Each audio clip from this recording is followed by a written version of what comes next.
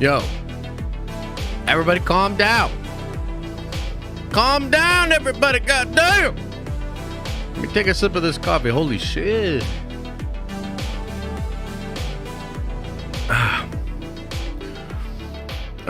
You're late.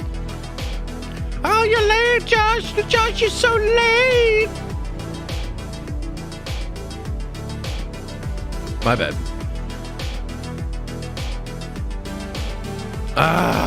Okay, let's do this thing.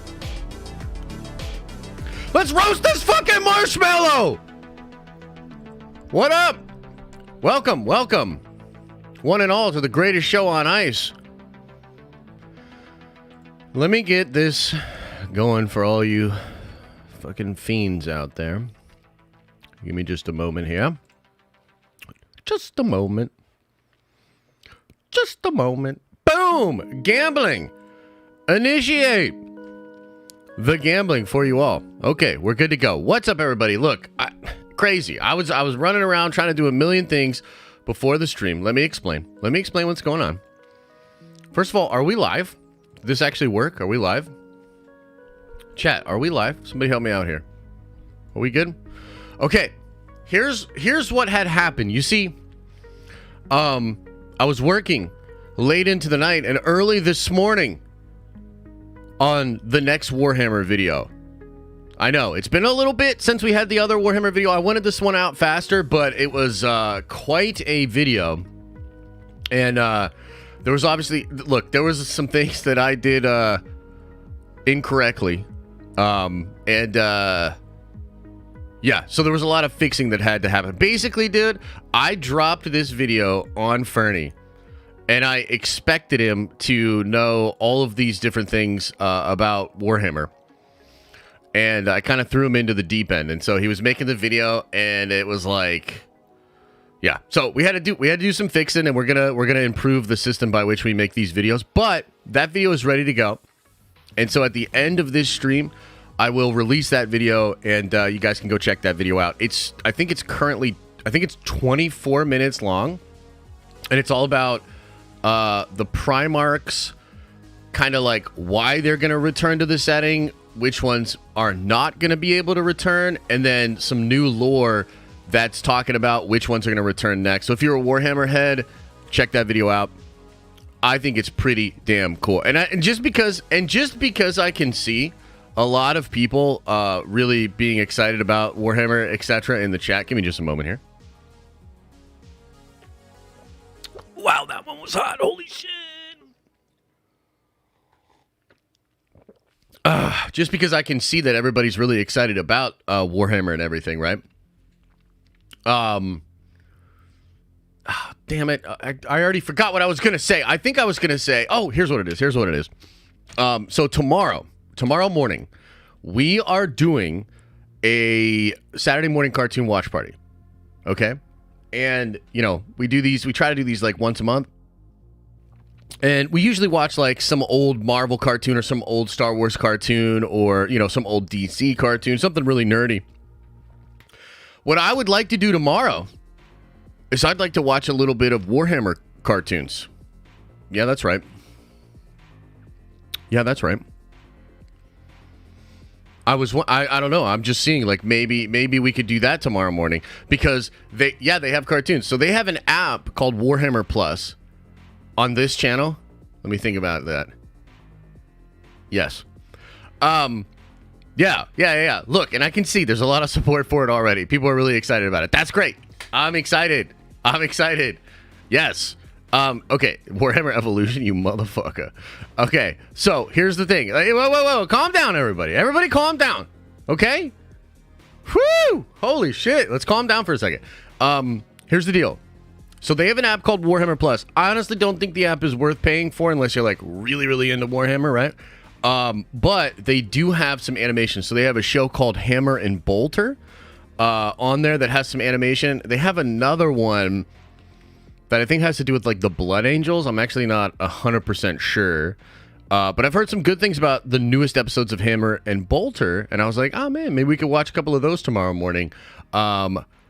Yeah, should be fun. Maybe we'll see what everybody's feeling in the morning We'll go at 10 a.m. Cancel the stream. Oh my god, bro.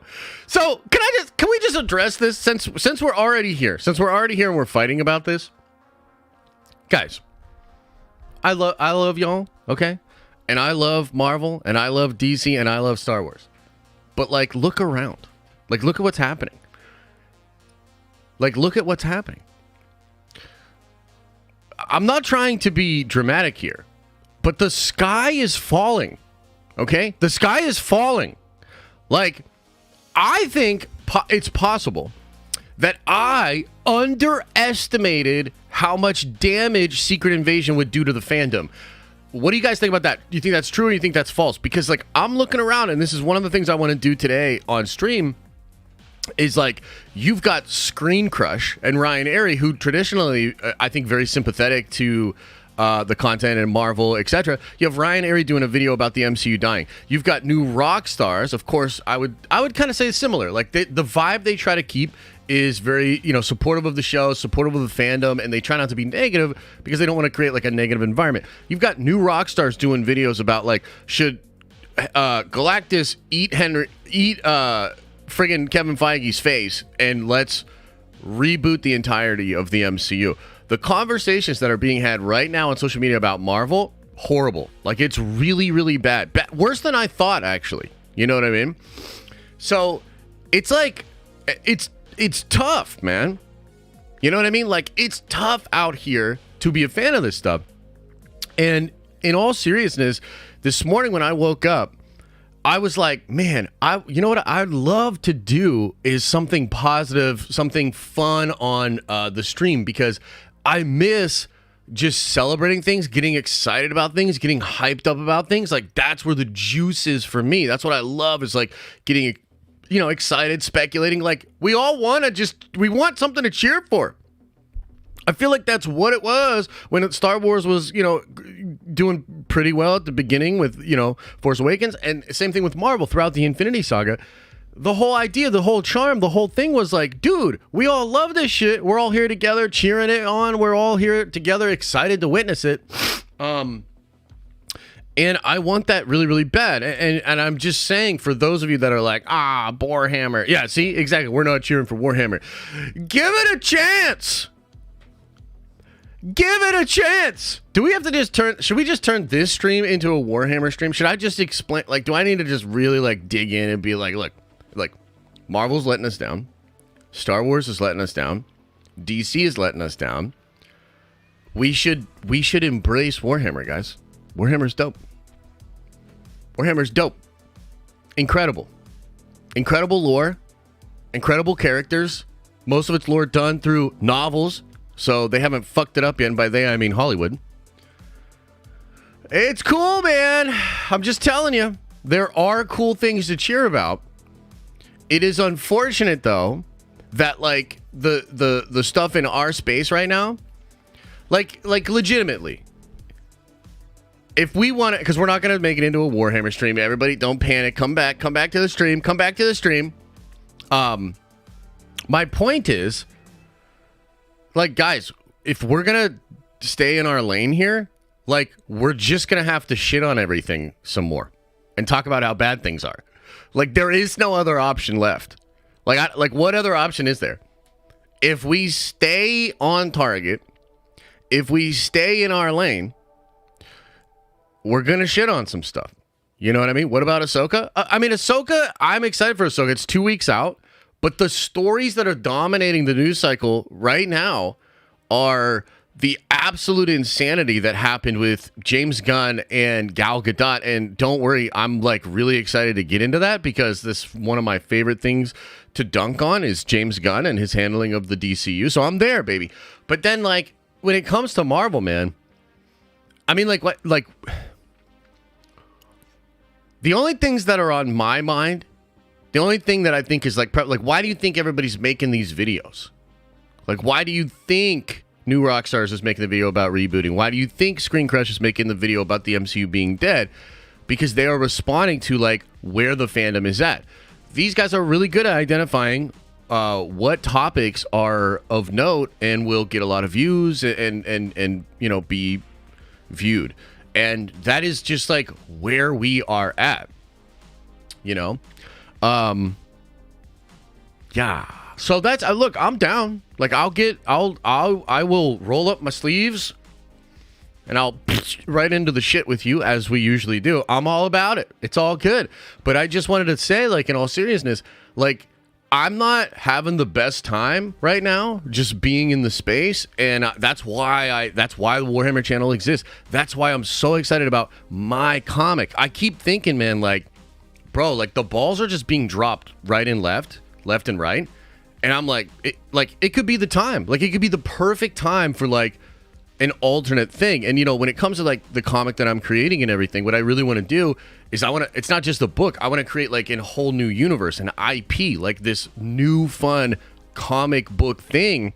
And I want you guys to be a huge part of that. You know what I mean? To like help shape the IP as it goes, to help shape the fandom as it goes, and do all the things that like Hollywood, Disney, these people are not doing. And that's like to listen to the fans and to try to deliver what the fans want.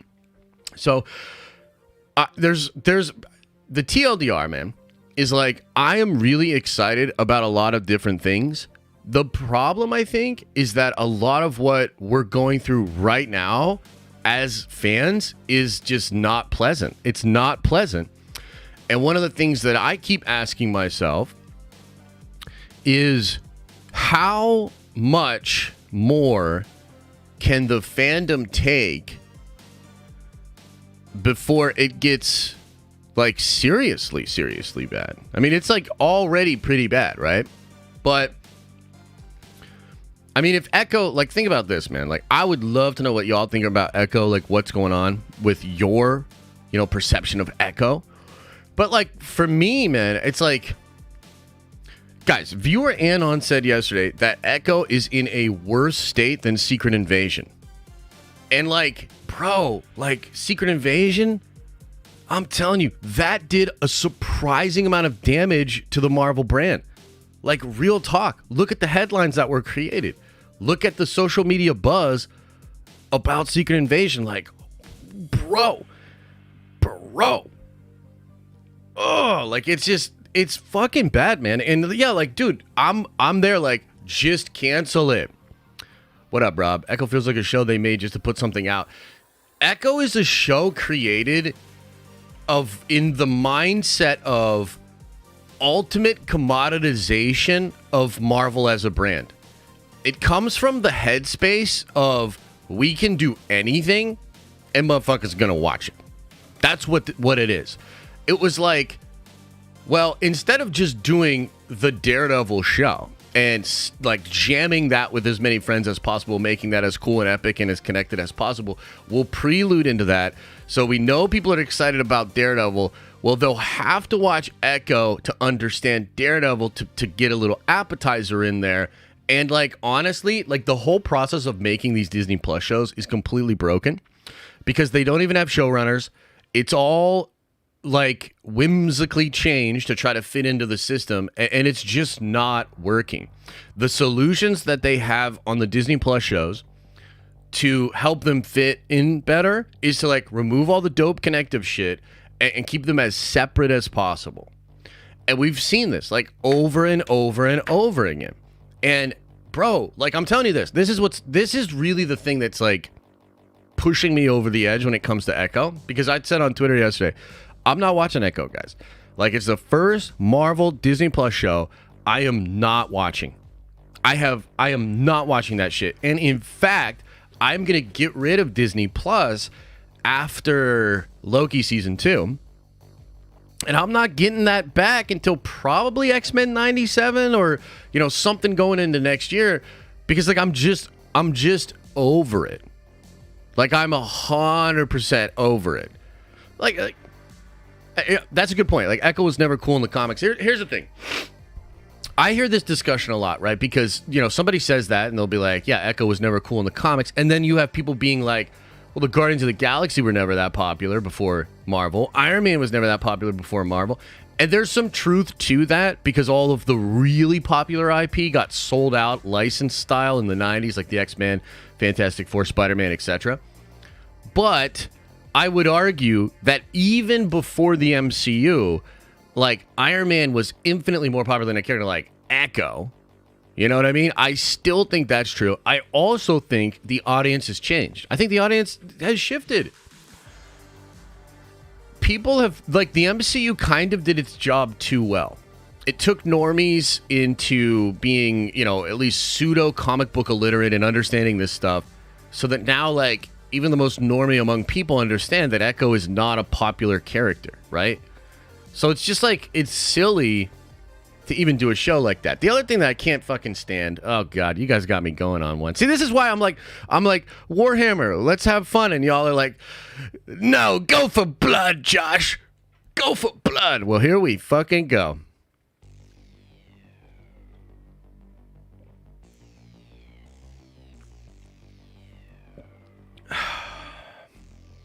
The other thing I can't fucking stand about Marvel right now is the fact that they're giving us 4 or 5 spin-offs of WandaVision, like 4 years, 5 years later. What is happening?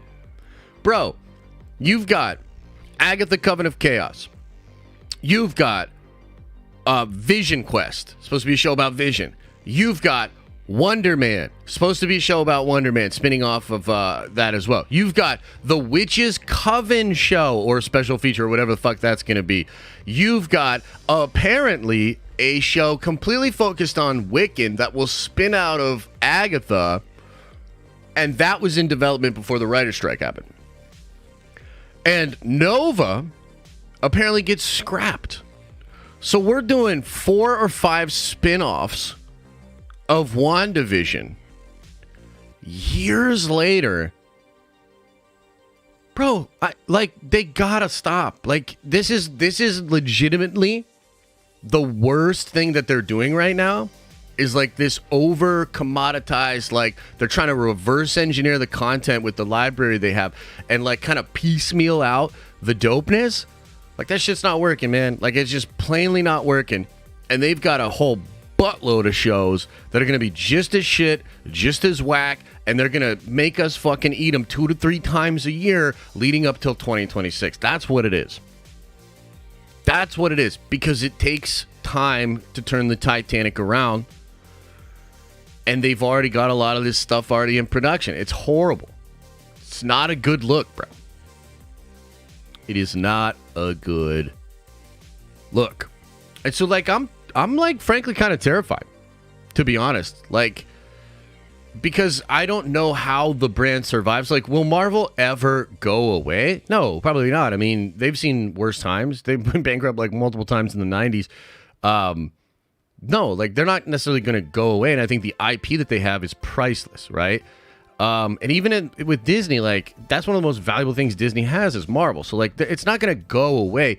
The problem is that the key issue they face will not be resolved because they're not going to stop releasing these shows. Like, if they were to just cancel all this shit and write it off and, like, start making better shows like today, we might get some better shows in like a year, and that would be cool. But as of right now, and even Daredevil is a big question mark for me. I mean, how could it not be a big question mark at this point? You know what I mean? So even Daredevil's a big question mark for me. So it's like, man, harsh, rough times, man. Rough times. Now, on the flip side, just to be positive a little bit, right? Because I do want to throw this out there. The thing is, and, you know, even this positive shit is kind of like frustrating me. But, you know, it's fair to say, they've got good ideas, bro. They've got some really cool shit in the works. Like the Deadpool 3 stuff, which, by the way, I did a video yesterday about the real villain of Deadpool 3. It's weird, but I'm like 99% sure that that's who the villain's going to be. And I wouldn't spoil it for you here, but maybe just go watch the video.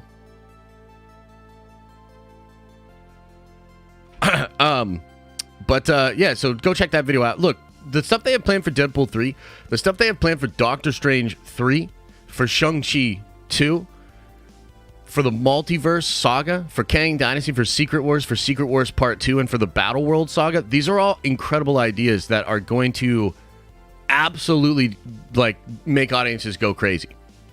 The problem is they have so much filler and stuff that doesn't directly tie into that, and it's not serving the brand. It's not like a cute little extra thing that we're happy to have and okay to not watch. It's like that's not what's happening.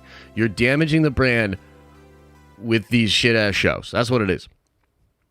So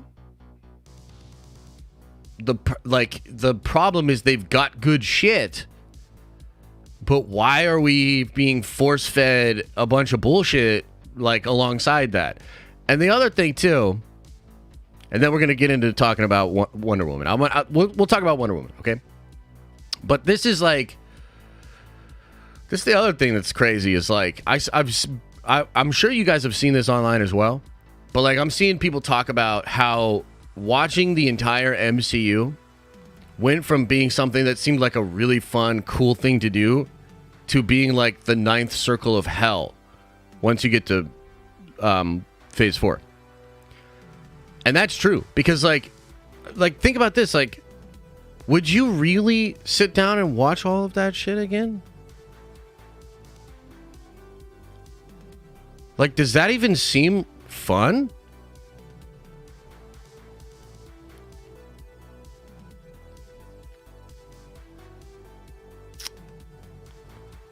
Like, man.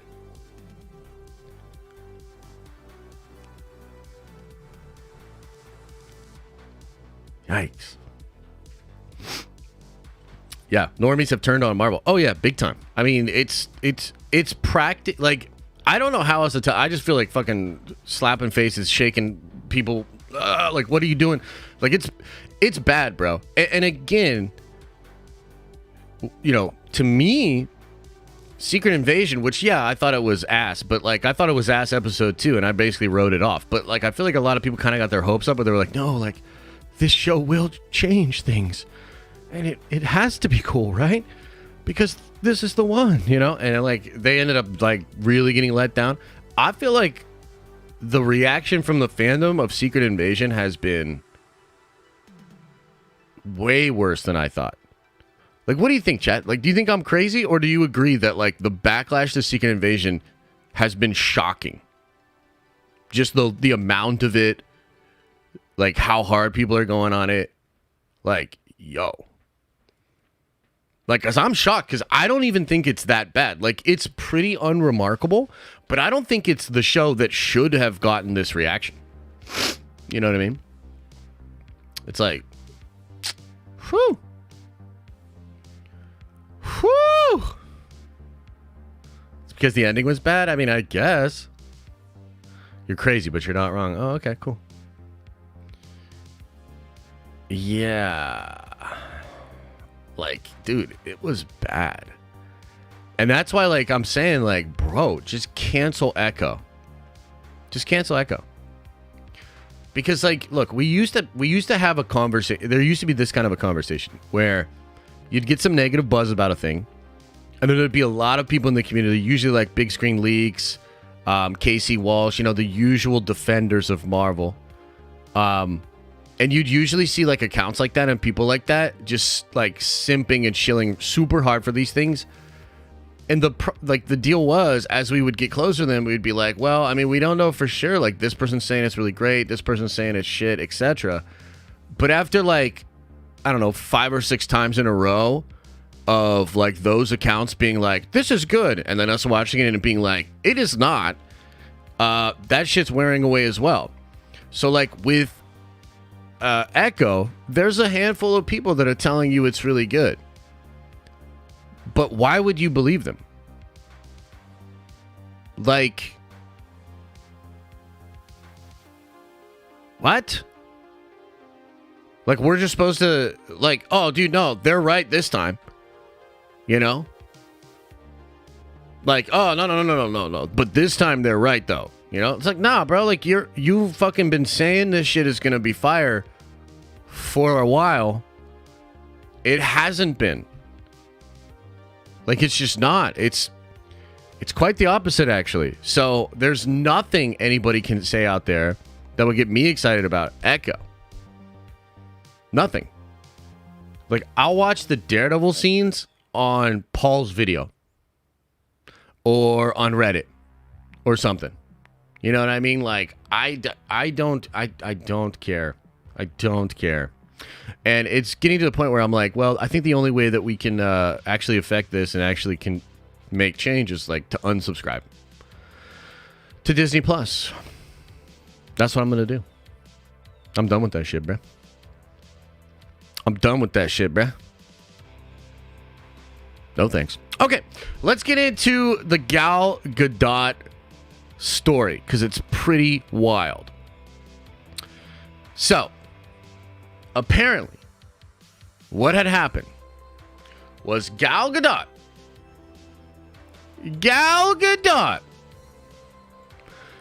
she's been doing some press, I believe, for her new Netflix movie, yeah? For her new Netflix movie, right? And you'll recall, I believe it was last week, maybe even, hang on, let's see here. Okay, hang on, let me see if I can get this pulled up. Because, like, I'm working off one monitor. I got a second monitor, but I actually didn't get to get it set up yet because reasons. Okay. So, let's just go through, and this is actually going way back. Patty Jenkins was offered the chance to rewrite the script for Wonder Woman 3, but she declined. Gal Gadot says her James Gunn and Peter Safran told her in a meeting. Oh, okay, that's actually. Let's go back. Hang on. Yeah. Damn it. Okay, here we go. Patty Jenkins was offered the chance to rewrite the script for Wonder Woman, but she declined. This was from Deadline. I remember when that report came out. Patty Jenkins clarifies that she never walked away from Wonder Woman 3, and it was my understanding there was nothing I could do to move anything forward at this time. So, what we're talking about here is the way that the stories came out in the press.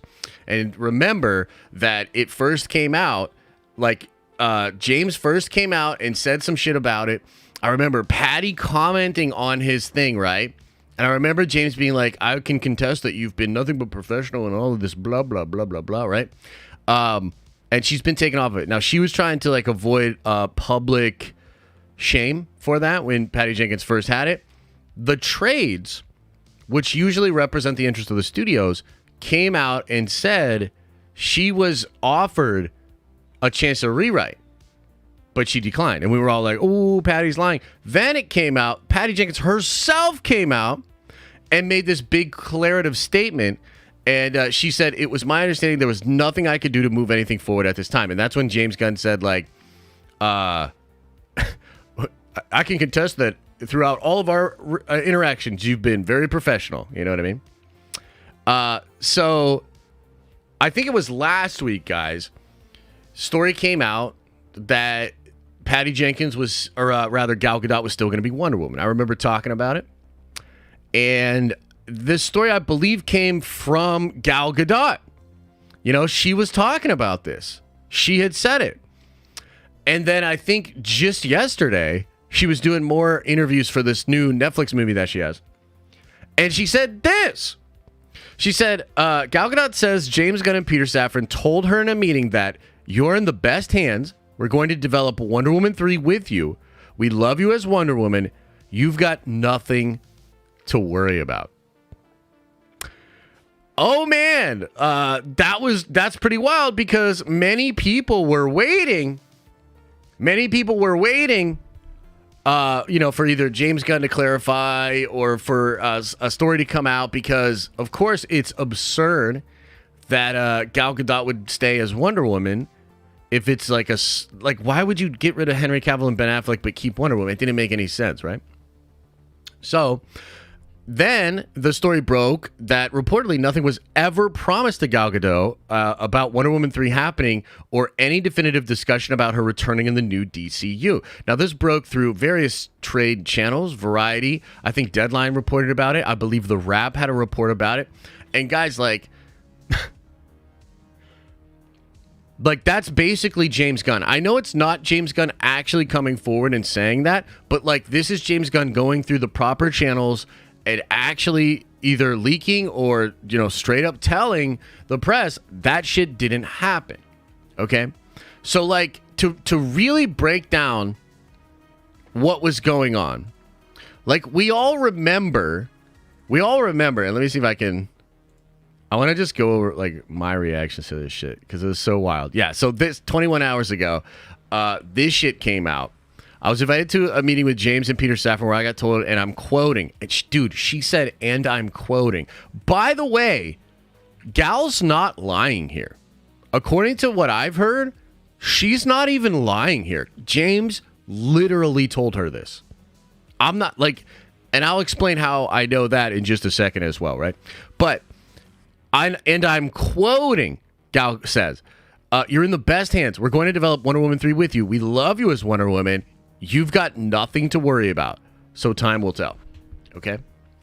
And James himself, there was a comment. Ooh, dude, I got to find this too. Because somebody had this.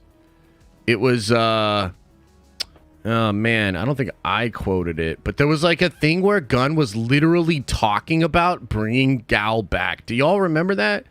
It was something like, yeah, Henry and Ben don't fit into the vision, but, like, you know, there's a possibility with Gal or something like that. Let me see if I can find that. When did he say that? Because the internet never forgets, man. It's on. It's here somewhere. Man. So, Can We Get Some Toast and some others reported that Gal Gadot is not lying. She was absolutely told that and was under the impression that that was going to happen. Now, what I think is going on here is James Gunn is sitting back a little bit more, and instead of actually just chiming in on these topics, oh shit, here it is. Here it is. Oh, this shit's wild. Okay. Gal Gadot is not a liar. Gal Gadot says James Gunn and Peter Safran told her in a meeting, you're in the best hands. This was from, this was a while back. Any word on Gal Gadot? Did you have a meeting with her? And by the way, be interesting. Let's go. Yes, we met with her weeks ago. We didn't let Gal go. Ezra's movie is already made. Henry doesn't fit what I have for Superman. So you see, it's true. He had that meeting. They didn't let her go. And she was under the impression that they were literally going to develop Wonder Woman 3 with her. Okay? James Gunn has lied several times, from the trailer views of Suicide Squad to Ben Affleck wanting to do a movie for the DCU. I won't be surprised if he lied to Gal Gadot too. Nothing's changed at Warner Brothers. They're still an effed up studio. I'm going to give that a little likey. Yeah, it's like finally the internet is waking up to shit I was trying to tell people about back in December. Like, this dude literally just talks out of both sides of his mouth, and he's lying to everybody. This is what they had in the trades yesterday. Despite recent comments from Gal Gadot claiming DC heads James Gunn and Peter Safran told her they would develop Wonder Woman 3 together, sources with knowledge of the situation tell Variety that is not the case. According to the sources, a third Wonder Woman movie is not in development at DC, nor do Gunn and Safran have plans at this time for any Wonder Woman projects in the new DC universe, other than their previously announced Paradise Lost sequel or prequel series for Max. This is another comment that he made. I'm not sure where you're getting that we booted Gal. Wild, bro. That's wild shit. Okay. Yeah. Yikesy, yikesy, yikesy. Big yikesy. Okay. So, this is the deal. This is why this sucks. This is why this dude is not a good leader. This is why the fucking DC is already in shambles. Okay? So, basically, I think he did want to keep Gal. And I think one of the reasons he wanted to keep Gal was because he wanted something for you to be able to point at that suggested that that this is a soft reboot and not him just giving jobs to his friends. Okay? And look, some of you guys don't care. And you're like, dude, whatever, nepotism, I don't give a fuck. Put Jennifer Holland in every movie. Like, that's great. And that's cool. Like, you can have that opinion. But, like, to a lot of us, it's like, it just felt weird, right? And you were like, okay, so is dude literally just getting the job and giving people he likes a job, firing people he doesn't like? You know, basically, it's like his show or the highway, and it's just going to be a big sort of James Gunn fest. You know what I mean? Which, again, some of you guys are down with. But he has meetings with all of these people. And at that time, in those meetings, he basically fired Henry Cavill. He basically fired The Rock. And he didn't do that to Gal. And I think I think what he was trying to do was, well, if we just have Gal as Wonder Woman, then it's really a soft reboot. I don't really have a relationship with Gal, so most people will be like, okay, well, yeah, like that's just what it is. It's a soft reboot. Now, the problem here is that when it came out that Gal was actually going to be Wonder Woman still, a lot of people, including myself, sort of lost our minds about that. And there's a couple of different reasons why.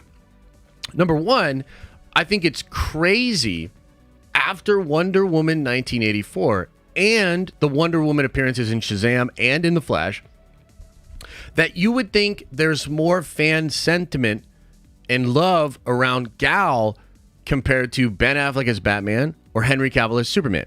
Now, when it comes to Ben Affleck as Batman, it's questionable whether or not he actually wanted to return, so maybe it would never have happened. But Cavill not only wanted to return, he had returned. He was back. He was back in Black Adam. He had announced it. The studio had told him to announce it, although we know that it's not exactly the case. The studio probably told him to hype it up. And he was like, hell yeah, I'll hype it up. I'm back, bitches. So, like, how do you make sense of bringing Gal Gadot back when her sequel was absolute trash and Henry Cavill is beloved by the fandom? Now, you could make the argument that Henry Cavill's stuff was never making a shit ton of money, but before Justice League, a lot of those Zack Snyder films were profitable. Man of Steel made a buttload of money. You know what I mean? So it looked weird right away. And I think the fan backlash, and actually what's really interesting here is from my perspective, it's more than backlash. It was basically just fans being like, what the fuck is this reboot then? Which is hilarious to me because these were all the things I was trying to bring up last year, right? In December and into January. What is this reboot? This sounds utterly ridiculous. And now it's gotten to the point where people are so confused.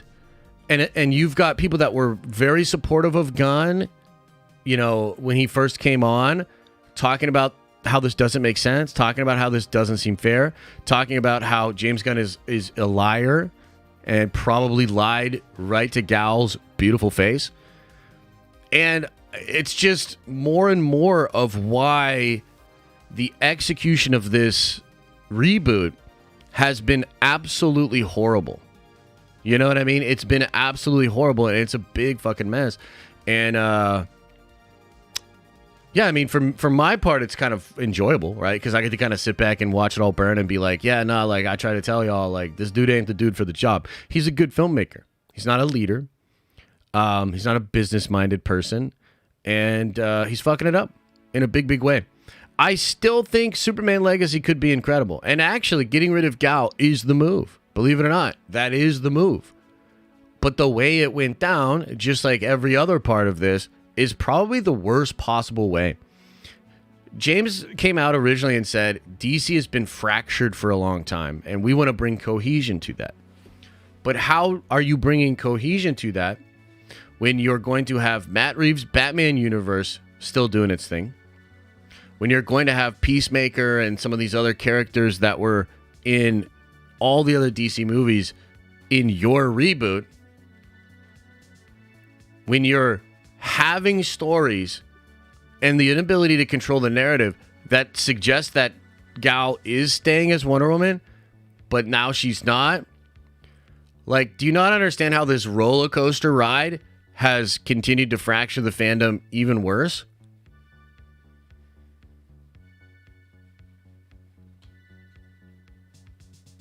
Like,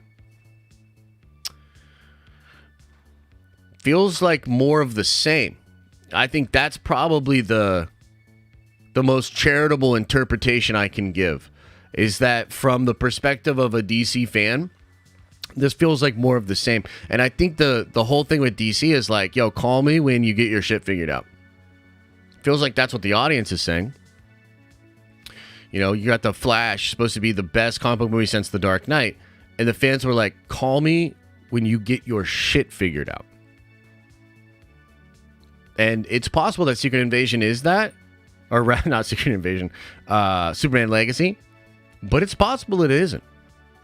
You know what I mean? And, you know, if James Gunn fails, he's going to fail big.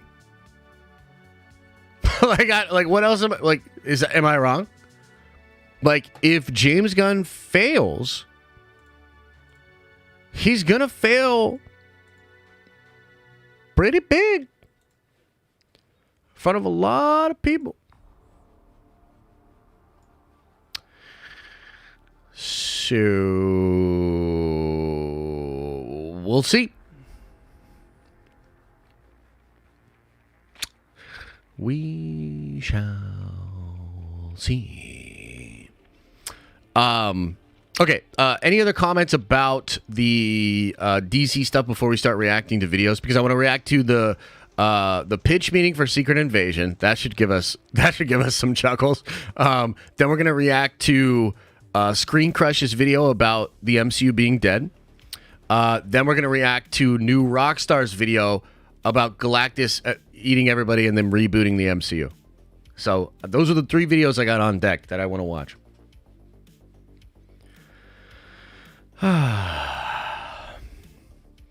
Any other questions? Any other comments about the James Gunn situation or what's going on with DC? Screen Crush video was fantastic. That's good. I'm excited. Excited to check it out.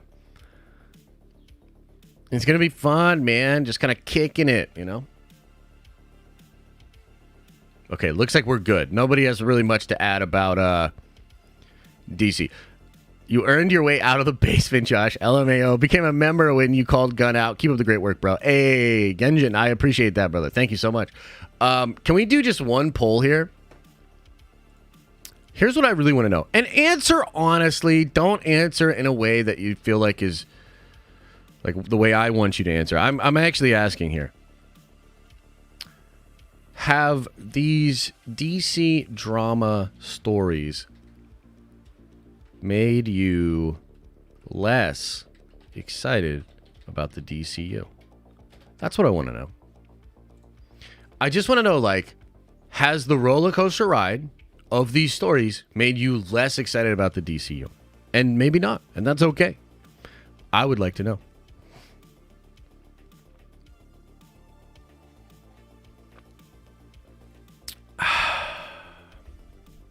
I was already pretty low, not gonna lie.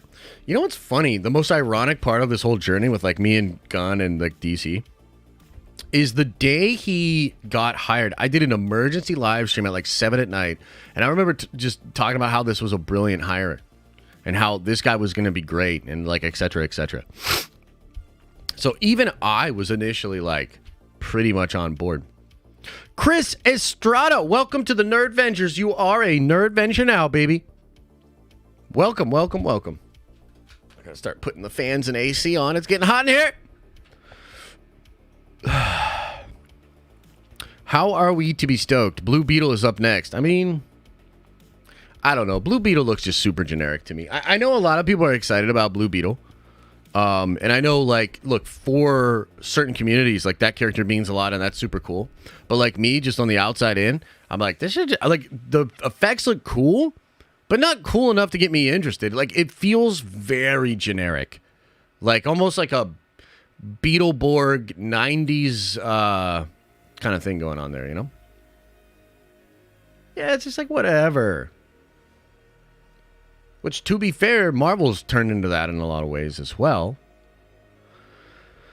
Blue Beetle is cool, but not cool enough to carry a movie. Well, I think Blue Beetle's not cool enough to carry a generic origin story movie. That's what it is. Beetleborgs were great, though. I mean, dude, I love Beetleborgs. Like, don't get me wrong, but There was a time. There was a time for that, you know. Streaming in second weekend, yeah, probably. So look at this, guys. I know, you know, you might say it's a little bit jaded or whatever, but 71% of people say these DC drama stories have made them less excited about the DCU. And like, honestly, Gunn should have just kept his mouth completely shut. He shouldn't even mentioned reboot.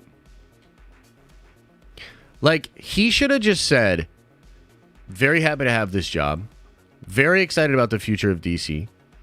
I'm hard at work at formulating a strategy to take DC to the next level. But while we wait on that, we've got some incredible films coming out. And then waited a whole year. And then been like, okay, reboot. And then everybody would have been like, oh, shit, you know. I feel like that's the move. Definitely wasn't the move to, like, overshare. And also start fights with the press. Like, come on, man. Like, you're not a smart human being. You know? Very dumb. You're a very dumb boy. With dumb hair and a dumb face and... God, what an idiot. I hope he saves a lot of these millions that he's giving himself by, like, making him his writer and shit like that. I hope he's saving these millions, because otherwise, like, I wouldn't be shocked to, like, walk into a 7-Eleven and have Gunn asking if I want change. You know? Like, it's that bad. Like, what a dum-dum. Holy shit. Maybe he's smarter than us, though. Maybe he knows. Like, maybe he knows there's no hope. The corporation circling the drain. It's going to get sold to Universal. And maybe he's just like, fuck it, dude. I'm going to hire myself. You know who I'm going to give this $1 million paying writing gig? Me. Fuck him. Maybe he's laughing his way to the bank. Who knows? I just think he's a dum-dum. With a dumb face. Fucking idiot. Okay, let's talk about other stuff. Let's watch some other videos. I think I got it out of my system. I think we're good now.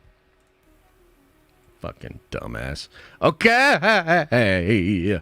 Secret Invasion pitch meeting.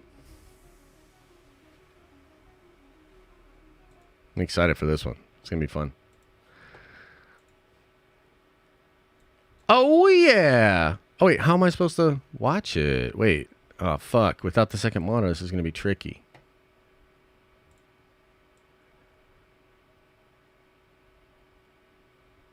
Okay, maybe this is the move. Boom. Okay, we got to turn this up a little bit. So, you got some new Marvel stuff for me? Well, actually, sir, I thought maybe we could take a little break. You know, we've been churning out so much content. I think everybody could use a little breather. Yeah, that's not a bad idea, actually. Right?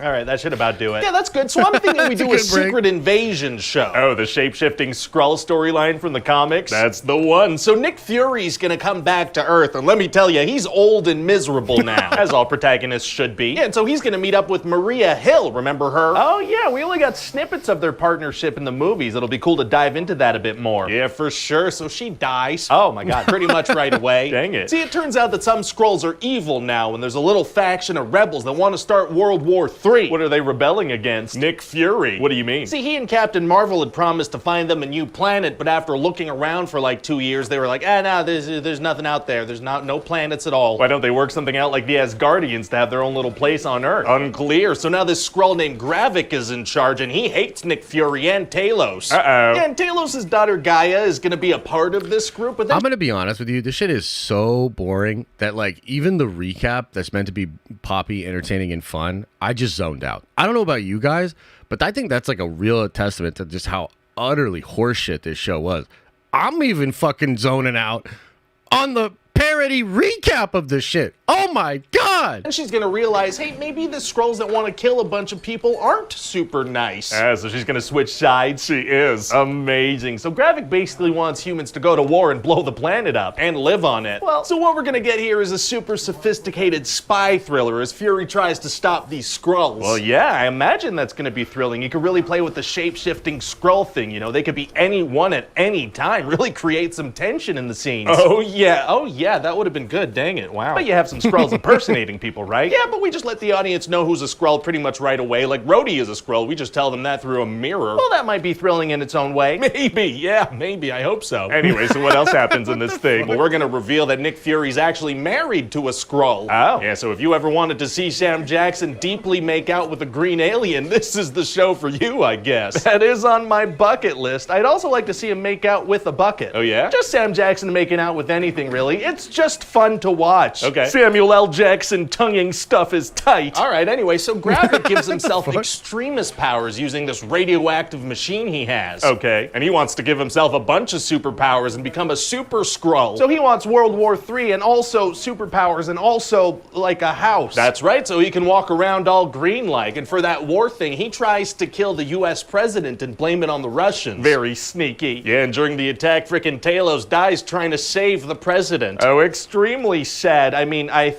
kinda remember him from Captain Marvel. Yeah, he was in that, and, you know, maybe a post-credit scene. There's no way I'm checking. Totally fair. Anyway, so then Rhodey the Skrull advises the US president to drop a big old bomb on the Skrull hideout in Russia, which would start World War III. Uh-oh. And so Gravik tells Fury, hey, I'll call off the strike if you bring me all the superhero DNA you scraped off the endgame battlefield, you big DNA collecting weirdo. So hey, why doesn't Nick Fury call the Avengers? That's kind of his move, isn't it? We're actually gonna address that. Fury's gonna be like, no, this is way too personal. I gotta do this myself. And also, we can't rely on superheroes all the time. He's gonna risk the end of the world because he feels like this is a personal situation. Yeah, it's like, and it's even worse than that too, because I think one of the things they try to say in the show is like, we can't let them, like early on, he's like, yeah, I don't want to get them involved because we don't want Skrulls to like get their DNA and impersonate them.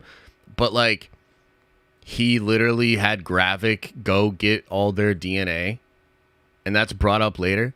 So like, this dude is literally just saying, like what is that? Like, oh, we can't let them have the DNA. Except Gravik literally helped me get all their DNA like it's just so fucking stupid. Oh my god. That's right, it's personal. No superpowers. So what does he do? He sends Gaia to go get superpowers and fight the fight for him. But so Gaia shapeshifts into Nick Fury and goes to this super radioactive hideout and pretends to be dying from radiation and whatnot. Okay. And so then when Gravik gives himself the powers, it also gives them to Gaia. What if he had just shot Fury or not kept him inside the machine with him? Well, it worked, so get all the way off my back about the plan. And then it's time for a final showdown between these two. It's time for Nick Fury's personal fight. That's right, and so Gaia and Gravik start punching each other with a bunch of recognizable superpowers. Like what? Well, like Gaia flexes Drax's muscly arm with the tattoos. Are his tattoos a part of his DNA? Hey, hey, shut up. So, no, dude, I don't know if we'll ever get past this. Like, this is...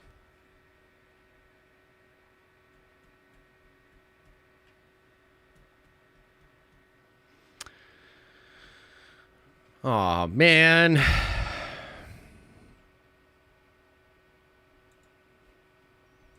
Tattoos. Are his tattoos a part of his DNA? Hey, shut up, and she has Ghost's powers, you know, Ghost. Ghost couldn't really control those powers and also wasn't at the endgame battle. Hey, shut up, and Mantis's mind control powers to put Gravik to sleep. How does she know how to use those powers? Hey, shut up, and Ebony Maw's magic rings. How are rings a part of someone's DNA? Hey, shut up. Hey, shut up. Haven't we established that magic is something you learn?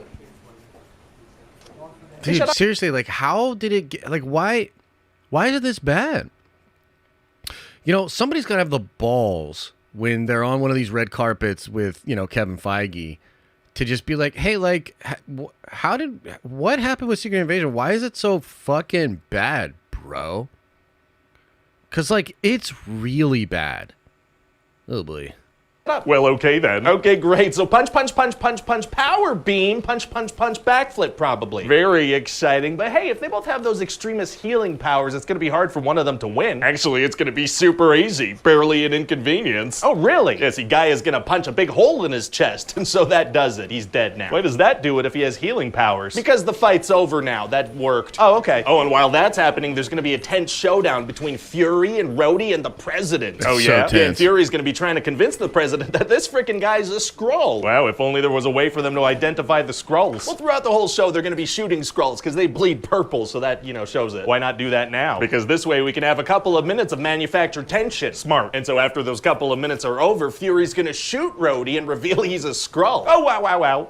Wow. Then the President's gonna go on TV and declare all off-world species as enemy combatants. Oh, he is. And people are gonna go nuts. There's gonna be vigilantes running around shooting political leaders and stuff, trying to find the Skrulls. It's gonna be absolute chaos and paranoia. That actually sounds like a more interesting Secret Invasion show. Yeah, well, Nick Fury has to leave Earth now, so we're not doing that. He's leaving, but he arguably showed up and made the situation a whole lot worse. Yeah, so now he's gotta go. He's gotta get out of there. All right. So what do you think? I think it sounds like a pretty good show. And hey, I'm picturing some cool, AI-generated intro credits. That'll really be cool. Oh, you're starting to use AI for stuff, huh? Yeah, but you don't have anything to worry about. We're just gonna start using it for stuff like art and, ideas and acting and voice acting, background acting, script writing. Oh, please don't. No, I mean, AI is getting really good. What's the alternative? Pay fair wages to human people for all the jobs you just mentioned? You sound insane. We don't do that now. I know. That's anyway, true. Let's They spend don't do that $200 million now. on this and reshoot a bunch of it and chop it up in the editing room and dump it on a streaming service. We can do no wrong, and this system has no flaws. Whew! It's a tough one, man. Oh boy, oh boy. Yeah, I don't know. Maybe it's just like the mood I'm kind of in right now, but I kind of didn't have that much fun even watching that pitch meeting. It kind of just hurt.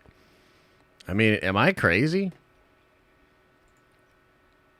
Am I being over dramatic? Oh boy. Oh boy.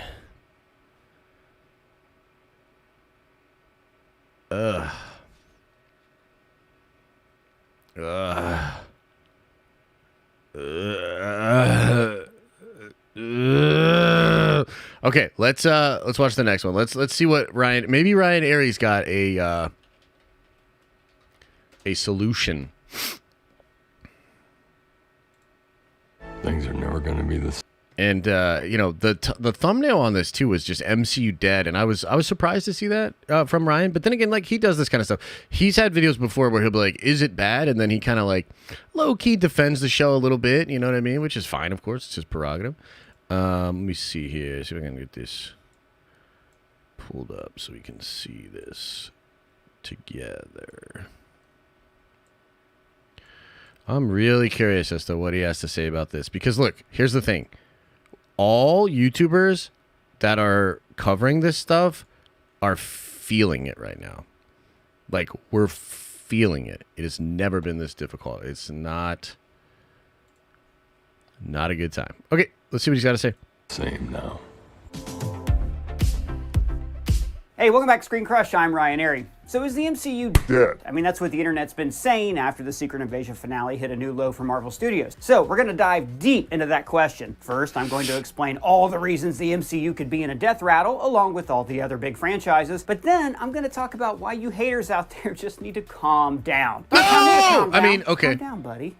Suddenly I feel very calm. Thank you. Now, first, I want to take a look at the state of Marvel Studios and briefly talk about how we got here. Now, I'm going to be drawing from two sources here. One is the excellent Story of Marvel Studios I love that by book. Tara I have Bennett, that. which is kind of like the Disney authorized version of the studio's history. Yeah. And the other is the upcoming book, The Reign of Marvel Studios by Joanna Robinson, Dave Gonzalez, and Gavin Edwards. This book is great and Saw him gets a little talking bit about more that, into yeah. what's happening in the studio after Avengers Endgame. Oh, now, can't I wait. covered some of this information in our recent WTF Happened to Secret Invasion video. So So if you saw that video, don't worry, I'm going to talk about a lot of new information too. And I have to talk about the history of this studio and how they do things, because that's the only way to understand if the Marvel method can still continue to work in the future. True. Now, first of all, we have to understand that Marvel Studios has always operated completely differently from every other studio in Hollywood. Normally, a screenwriter writes a screenplay, a studio buys the screenplay, the movie enters pre-production, storyboarding, animatics, production, and then post-production. That process takes a very long time. But Marvel has created all sorts of shortcuts so we can, say, get a new Captain America movie every couple years. What are those shortcuts? Well, with Iron Man, they entered production without a finished script, which suited Jon Favreau's indie improvisational style just fine. Yep. But visual effects take a really long time They do to that create. as well so they today. pre-planned action sequences and wrote much of the script around those sequences. Yep. Marvel called this visual development, and this is pretty much how they've made every other film after 2010. Director Lucretia Martel even said that she turned down Black Widow because they told her not to worry about the action sequences because they were pre-planned in advance. So Yeah, and you know, the thing about this is we used to talk about this a lot during in Marvel's heyday, because there's good and bad here. But the overall take used to be that when you directed a Marvel movie, you're basically like going to summer camp, because you're not really directing a movie like you are for other studios. The action is not only usually designed before you come on board, but usually there's a different director for it. Sometimes they have like a B unit director that would just shoot the action sequences, and then they'd be, again, you know, kind of making the movie with the regular director around that. And yeah, they've been doing this since Iron Man 1. Like, Ryan's absolutely correct. And, you know, it's very similar to in the Marvel bullpen from back in the day, that Stan Lee kind of model, which was give a rough idea to Jack Kirby. Jack Kirby draws up some panels, and then Stan would then add the speech bubbles and the captions and stuff like that on top of the art, sort of recreating the story based on what Jack had drawn. And it's a totally different way than a lot of other comics were done at the time. And so I think it's a little bit like that right now, and it always has been with Marvel, so it's kind of interesting. in a weird way, Marvel had evolved into a giant TV show. What do you mean by that? Well, you see, on most TV shows, the producers have total control of the creative, and the directors are more day players brought in to execute the producer's vision. In films, it's the opposite. Producers hire directors for their creative vision, which is ironic for reasons we'll talk about in just a bit. Hey, what did you do last night? Dude, me and my buddy had a little bit too many, and then we rented Kindergarten Cop 1 and 2. There's a Kindergarten Cop too? Yeah, dude, with Dolph Lundgren. It's awesome. Wait, really? Want some chocolate chunk cookies? Oh, there he is now.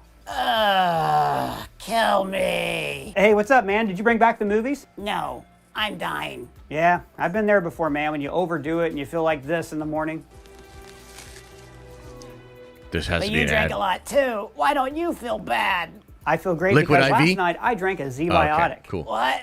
What's a Z-Biotic? Well, a Z-Biotic is a pre-alcohol probiotic. It's actually the world's first genetically engineered probiotic. It was invented by PhD scientists to tackle rough mornings after drinking. Guys, Z-Biotics really works. I have a regular subscription that brings it to my house every single month. Well, how does it work? Well, let me explain. When you drink, alcohol gets converted into a toxic byproduct in your gut. Now, it's this byproduct and not dehydration that's to blame for your rough day after drinking. Z-Biotics produces an enzyme to break this byproduct down. It's designed to work like your liver, but in your gut, where you need it the most. that's cool. So, here's how it works. You take a Z-Biotic before you start drinking, and of course, drink responsibly, get a good night's sleep, all that stuff. But look, I'm not kidding about this. I love Z-Biotics. This is holy nectar in my household. I don't drink very often, but when I do, it's good to know that I'm still going to have a good tomorrow. Next time I'll use Z-Biotics. Yeah, we've heard that one before. Believe me, you won't regret it. I highly recommend you try Z-Biotics. Go to zbiotics.com. You know, pretty good ad read. I probably would have tied it into getting wasted and drowning my sorrows about the MCU dying in front of my eyes. But still, good ad read. Pretty good. Screen Crush, or scan the QR code on the screen right now to get 15% off your first order when you use the code Screen Crush at checkout. Z-Biotics is backed with a 100% money-back guarantee. So if you are unsatisfied for any reason, they will refund your money, no questions asked. Remember to head to zbiotics.com/screencrush and use the code Screen Crush at checkout for 15% off. Thanks again, Z-Biotics, for sponsoring this video. Now back to what I was saying. So actually, Marvel Studios' process of creating the visuals before the words was also a hallmark of the early Marvel comics. In the 1960s, Stan Lee was editing several books at once. So he would tell visionary artists like Jack Kirby and Steve Ditko his ideas, and then they would create the stories so Stan Lee could fill in the word bubbles. So VizDev became the template for Marvel Studios basically after the Avengers. Now there are exceptions to this, like Guardians of the Galaxy. Guardians 1 came about because Marvel staff writer Nicole Perlman championed the characters and wrote several drafts of the screenplay. Dude, so great that he's bringing this up. I really like that Ryan brought this up. This is why I say, if you've ever heard me say that a staff writer is actually the real reason that Guardians 1 is so good, Guardians of the Galaxy. This is why. Guardians 1 came about because Marvel staff writer Nicole Perlman.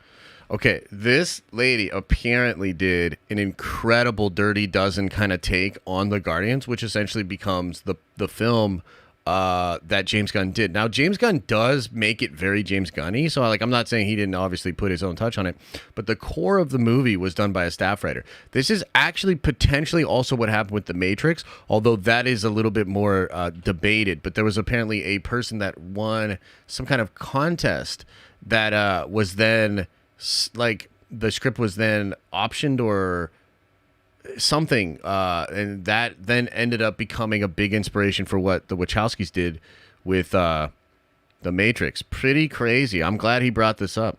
Perlman championed the characters and wrote several drafts of the screenplay. Then James Gunn came in, made it a very James Gunn film, and ever since then, he has written the scripts before the storyboards and visual effects were prepped. So his films are one of the rare exceptions. But this is how Marvel is able to give us massive films like Civil War, Infinity War, and Endgame in such short periods of time. But what's most important is that this worked because we loved the characters, and the creators behind the films loved the characters too. Big time, The entire franchise was anchored by the charm of Robert Downey Jr.'s Tony Stark.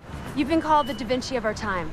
What do you say to that? Absolutely ridiculous. I don't paint. So now let's talk about what this has become in more recent years. Avengers Endgame was not just a culmination of 20-something films, it was also a finale for several characters. It was like a baseball team winning the World Series, but then they had to let their best players go because their contracts were getting too expensive. So, following Avengers Endgame, Marvel lost their anchor, Robert Downey Jr., they lost their leader, Chris Evans, and everyone else from Phase 1 was essentially being phased out. The MCU didn't want to continue on with a different Tony Stark and Steve Rogers, so the franchise had to reinvent itself. And that's almost impossible because from now on, every single Marvel experience will be measured against Avengers Endgame. If a movie doesn't give us the thrill of Captain America doing this...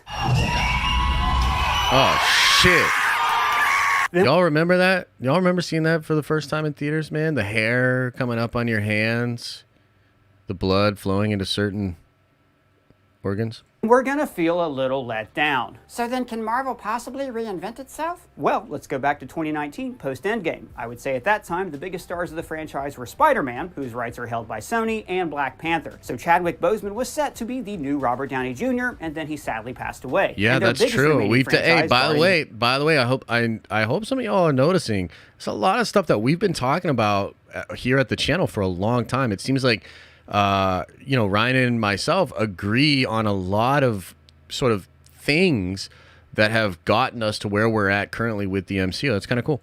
The Galaxy was cut short when Alan Horn temporarily fired James Gunn, which, by the way, will go down in film history as one of the stupidest, most short-sighted executive decisions for the rest of all time. So, I'd agree with that, too. And I don't even like James Gunn, but that was a stupid call. Like, it just... Especially because of the backtracking and because of Gunn's trajectory, it's now becoming the president of the competition and everything like that. It was a stupid move, for sure. As we're building toward the multiverse saga, there were even reports that Marvel saw Jonathan Majors as the new face of their franchise. And boy, has that backfired. Other great channels like Den of Nerds and Cosmic Wonder have Hey, wait, he said it! He said the thing! Hey, appreciate you, Ryan.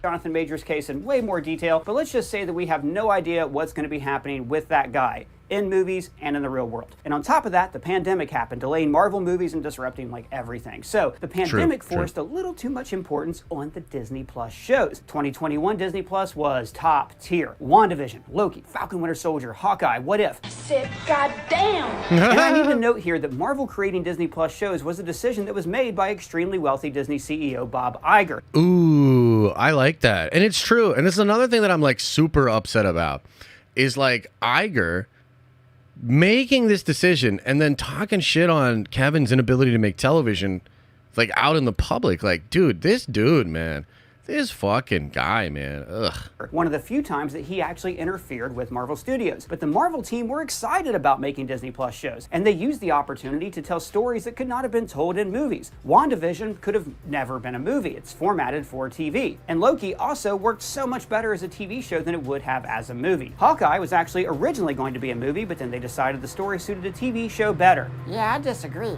Me too. But in those first years, it felt like the MCU shows were all premium TV, starring movie stars with top-of-the-line visual effects. But the reign of Marvel Studios revealed that Marvel never really tried to adapt their stories to the television format. Instead, they saw their shows as long movies. And you can see that in failures like Secret Invasion. Each episode just kind of stops, and the individual chapters don't have self-contained themes or stories. Yeah, it's like, and that's why some of these are like, when we were going through Secret Invasion, I was like, dude, this is that weird part of Act 2 that nobody really likes, and we just had to watch a whole hour of it and wait a week for it and wait a week for the next one. It is like a very, very bad formula. So yeah, I 100% agree with that. This is also particularly egregious with Moon Knight, which would have been a home run as a movie, but became repetitive when they split it up into episodic format. So Marvel Phase 4 was releasing more hours of programming than like all of their other phases combined. In 2022, Marvel Disney Plus really started to show the constraints of time and budgets. Ms. Marvel was mostly hit, but when it missed big. Come run. Right? Yeah. And She-Hulk really needed more time to get these VFX up to Marvel standards. There's a moment in the She-Hulk finale that joked about this, but was actually very revealing. You are very expensive. Oh, sure. But wait until the camera is off you. The visual effects team has moved on to another project. Oh my God, I noticed the Wakanda Forever drums in the background. That movie looked great, and that showed how movies would always I actually can't believe they put that in there in She-Hulk. That's kind of interesting. Saga movie's been up to the quality we expect after phases 1 through 3. No Way Home is a crowd pleaser. Black Widow and Multiverse of Madness are better than they get credit for, while Thor and the Eternals are like solidly mid movies that should have been great. Also, I agree with that. I like Quantumania, but I understand that I am all alone there. I respectfully disagree. That's okay. I really like The Flash. No one asked you to start speaking. Right you are. Sorry about that. The point is, for the first time in years, everything Marvel did was not amazing. Good, yes, but not always great, and occasionally bad. Give me your gun, goddammit. In fact, Multiverse of Madness is a great indicator about what's really gone wrong with this franchise. This is a good movie. It's a really good Sam Raimi movie. I love that Doctor movie, Strange sequel. I love you in every universe. But it's not a good MCU movie. The connection to the multiverse saga felt tenuous, substituting quick fix cameos for like real story intrigue. And the filmmakers did Wanda's character a disservice because they were not allowed to see WandaVision or read the scripts before they filmed. Have you seen it? And no, they had not seen it because it wasn't finished yet. But fans, myself included, were way too overhyped on our theories. We drive ourselves insane with expectations. Is Tom Cruise going to appear as Iron Man? Fuck yeah! I mean, thought that Tom Cruise would cameo in Multiverse of Madness. Yeah. Fans prepared themselves to expect a crossover event on the scale of Endgame. And when the I lost $500 on that. I literally had sources telling me it's not happening. And I was like, no, you don't understand. Kevin's figured it out. He kept it from the screening, so you don't know, but it's going to be in there. And then I lost $500. the movie failed to deliver, well, we were disappointed. So the MCU has become a victim of its own success. But does that mean that the MCU is done? Will superhero movies go the way of the Western as Steven Spielberg predicted? Well, alright, let me outline Marvel and Disney's nightmare scenario for you. Let's say that starting in 2024, Marvel films no longer feel like must-see films. Captain Marvel made $1 billion in 2019 because people wanted to see if she could be the one to defeat Thanos. That movie would not make $1 billion today. So let's say that because of all the hours and hours and hours of content, MCU films and shows feel like homework. Audiences can't keep up. They feel That's what I overwhelmed. keep saying, and it's too. easier to just check out. Homework. They may show up for characters they care about, like Spider-Man, but the MCU becomes like The Walking Dead, a story you stop following, but you might read an article now and then to keep up with what's happened to the characters on the show. Let's even say that the multiverse saga is way too confusing. The multiple timelines, variants, alternate realities, and no one really cares about the difference between a timeline, a reality, and a universe. Plus, the star of the multiverse saga, Jonathan Majors, becomes convicted of assault as more victims come forward. forward. So Marvel is forced to recast that would be a worst character. case scenario. And then the WGA and SAG-AFTRA strikes, who we support the strikers, by the way, let's say that those cause more delays until it have been 7 years between Avengers movies. It doesn't even feel like this franchise is connected anymore because there are no team-ups. Shang-Chi was a fan favorite movie and the character can't find room in this franchise for his own sequel. True. Meanwhile, James Gunn's Superman launches and it's a flop. The DCU is dead on arrival. Just like Steven Spielberg said, superhero movies are going the way of the West. Yeah, that There's would be not the even worst case interest scenario, in the MCU X-Men, a franchise that's already been rebooted once. And then on a larger level, people stop caring about remakes or big franchises. They want fresh, innovative stories, like the wave of new filmmakers that overtook the studio system in the 1970s. Yep. The millennial versions of Spielberg, Scorsese, and Lucas create bold new dramas that capture the public's imagination while people just don't care about seeing aging stars reprise roles from their 20s and 30s. Disney's live-action remakes of animated movies continue to not work as all 3 of the 2024 releases bombed. There's 3 live-action remakes coming out in 2024? Yeah, Snow White, Lilo and Stitch, and a Mufasa prequel. There's gonna be a Mufasa prequel? Person, this made-up scenario is getting out of hand. It's not made up. They're really putting out a Mufasa prequel next year. So after all these bombs and flops, the major studios crumble into dust. Oh and my a fair, God. equitable Hollywood is born from the ashes, where the proletariat will rise up and get streaming revenue. Okay, cool it, comrade. Sorry, that was starting to go off the Cool rails. it, But that comrade. is the nightmare scenario for Disney. And That is the there are some nightmare indications scenario that- for Disney. How likely do you think a scenario like that is, guys? How likely do you think that is to happen?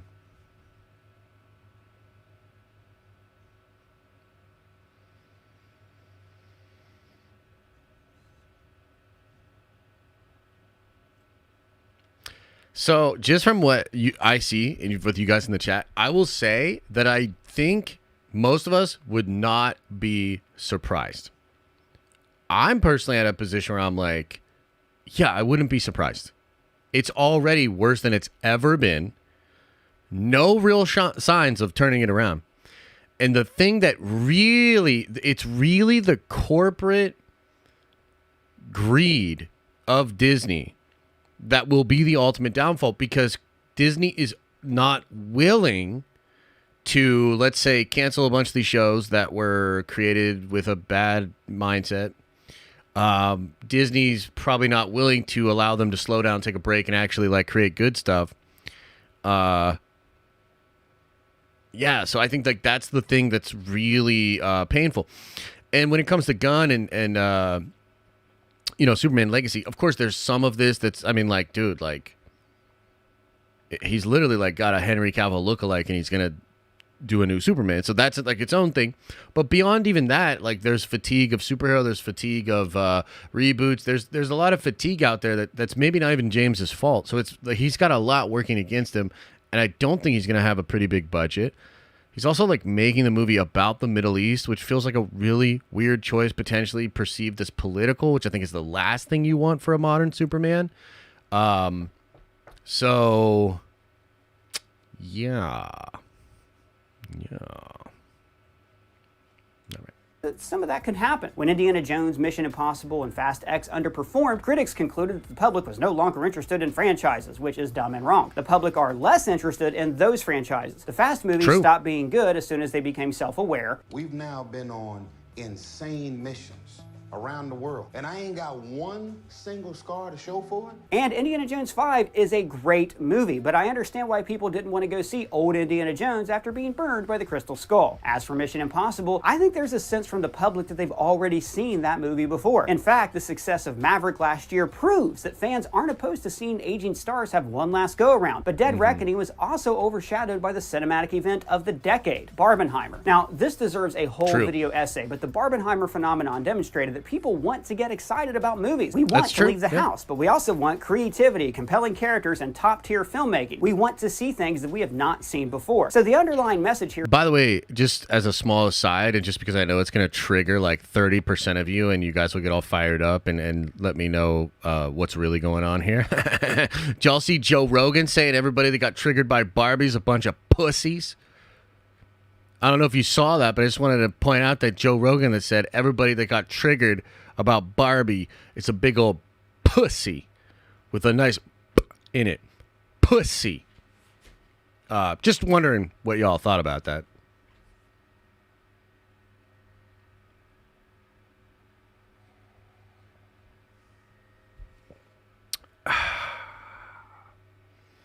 Rogan not wrong. Trin said it, not me. Sounds about right. How high was he? I mean, how high was you? I don't care what human thumb thinks. That's fair. Don't agree, by the way. Love Joe Rogan's, though. Oh, see? There you go. That's probably an appropriate... Joe Rogan is never wrong. See? You like Rogan? Do I like Rogan? Sometimes. Sometimes. I don't hate Rogan. Yeah. Have you ever heard the joke, and this is going to trigger some people that really, really like Joe Rogan. Again, I don't hate Joe Rogan, but this is a joke, but I think also kind of encapsulates the truth of the Joe Rogan show. In a lot of ways, Joe Rogan is the worst part of the Joe Rogan experience. And I'm not even, like, that's just true. That's just what it is, man. Like, I'm not trying to be a dick, but, like, you know, and if you've been watching Joe for years, you know, sometimes you're like, bro, stop being you for just a second and let the other person talk. You know what I mean? Like, that's kind of what it is. That's not true, says Matthew. Okay, noted. What does that mean? Come on, guys. Get outside of your feelings a little bit. Jeez. It's a joke. Golly.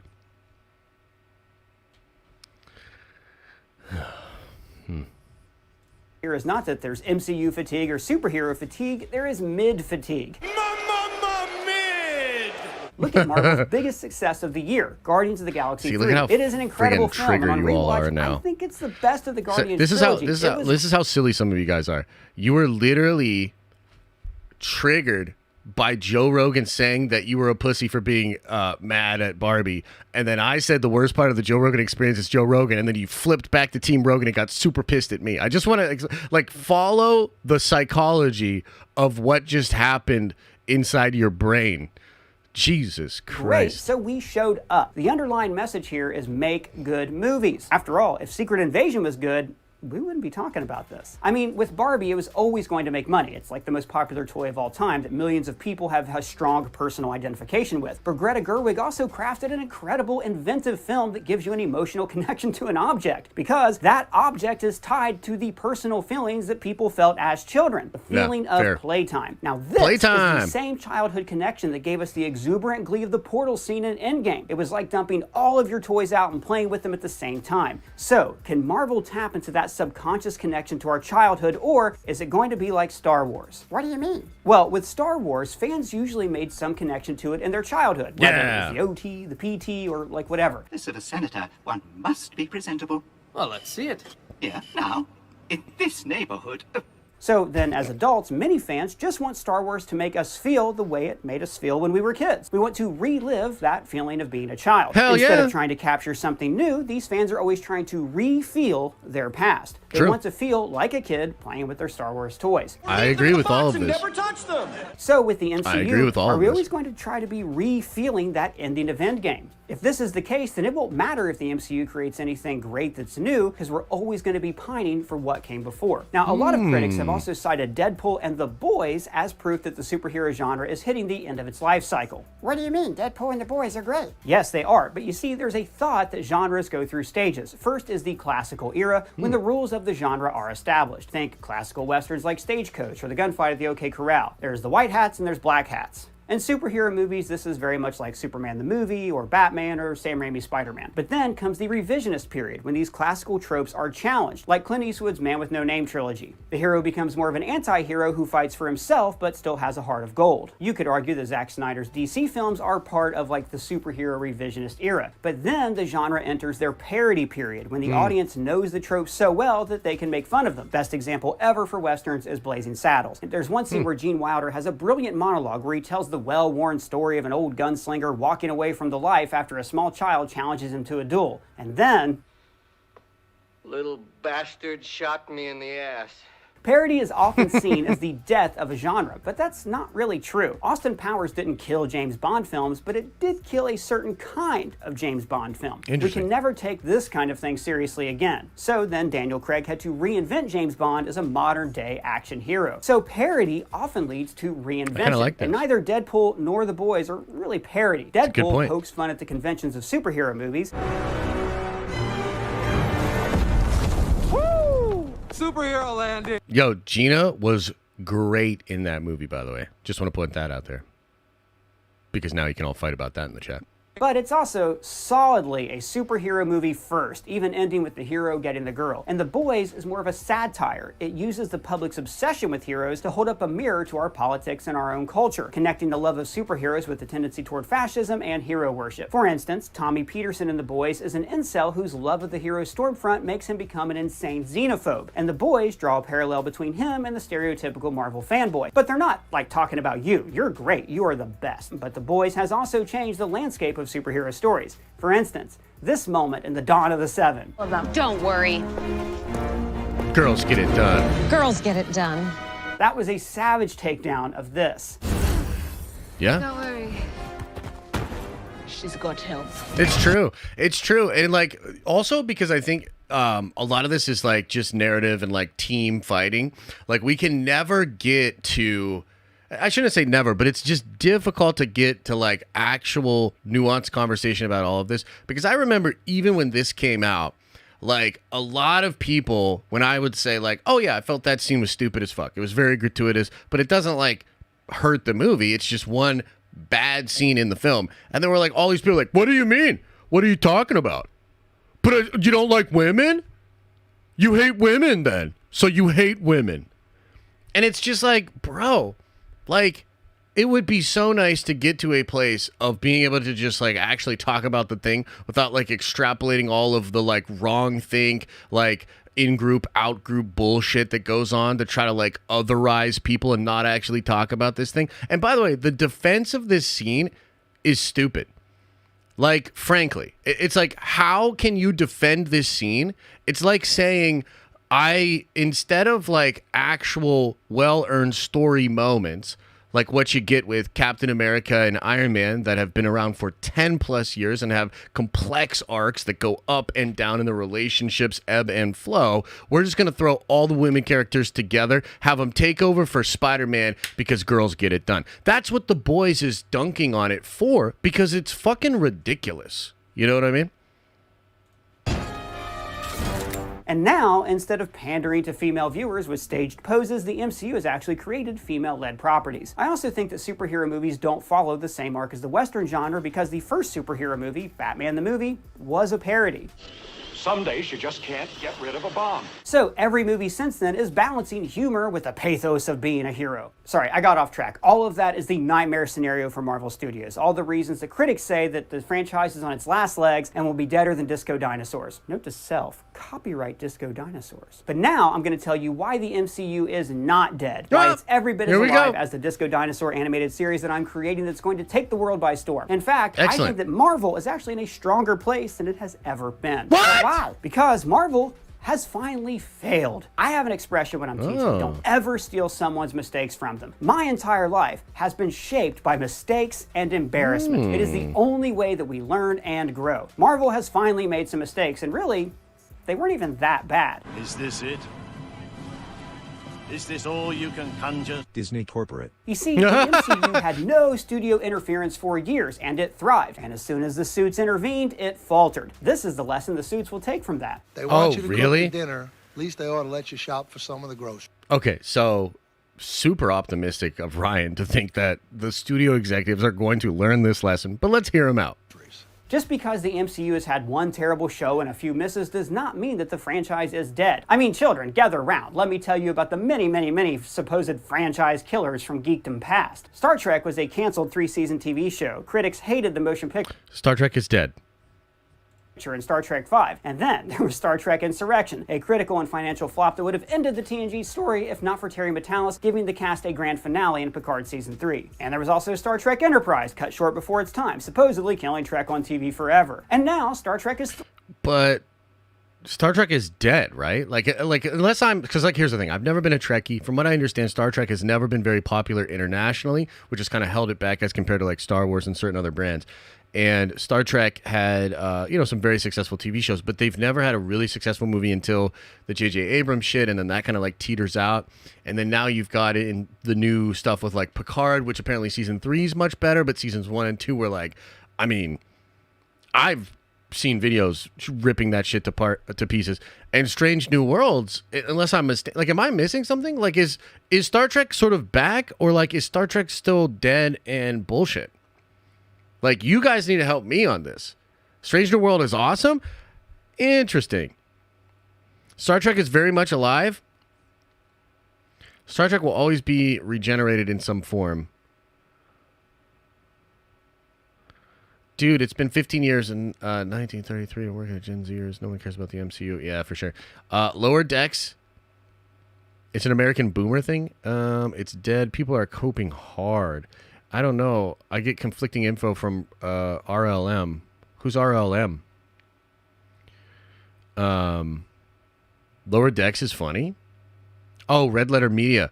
Yeah, Red Letter Media does a lot of videos shitting on it, huh? So here's the thing. It's hard. Like, obviously, I don't know, right? But I just find it odd that he's bringing this example up, because I've been led to believe that it's the exact opposite. And also, I don't know if it's the best example, because again, and I know some Trek fans might find this to be blasphemous, but like Star Trek has never actually been that big. Like, it's never been like that. Look at the movie gross compared to other franchises. So, I don't know. Seems though, just from what I'm seeing in the chat though, there's a lot of conflicting opinions on this. New small Ahsoka trailer. We'll watch it. We'll watch it after this. We're almost done with this video.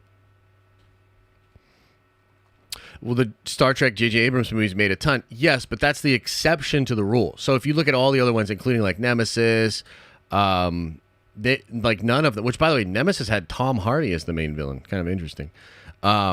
But no, they've never been very successful until that film with J.J. Abrams, which I think the first Star Trek movie, I know a lot of Star Trek fans hate that movie.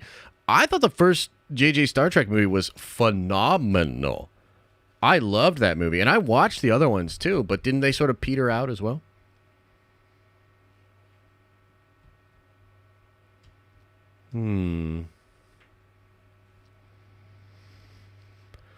They're making a fourth one coming out in 2025. Yeah, but originally that was going to be Matt Shakman, and now he's doing the Fantastic Four. So I don't even know if they're making that movie anymore. What was the one with Eric Bana?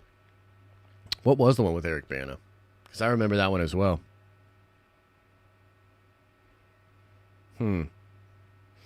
Interesting. But that's, I find it odd that he made this example, but I'm obviously not as versed in thriving on Star television. Trek. Or look, there's James Bond. Her Majesty's Secret Service was the first film without Connery that supposedly killed the franchise. And then there was Die Another Day, the last film before the Craig era. Or let's even look at our beloved Star Wars. Some fans hated Return of the Jedi, said it killed the franchise because there were teddy bears defeating the Empire. Then they said the franchise died with The Phantom Menace, then with Attack of the Clones, then the Clone Wars movie, then The Last Jedi, Solo. And each time the world found ways to reinvent. But again, Star Wars is dead.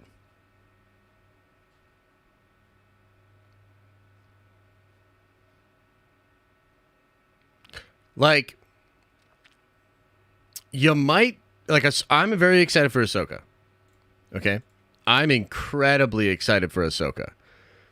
But Star Wars is dead, dude. Like, and if it's, by the way, if it's not dead, it's on life support.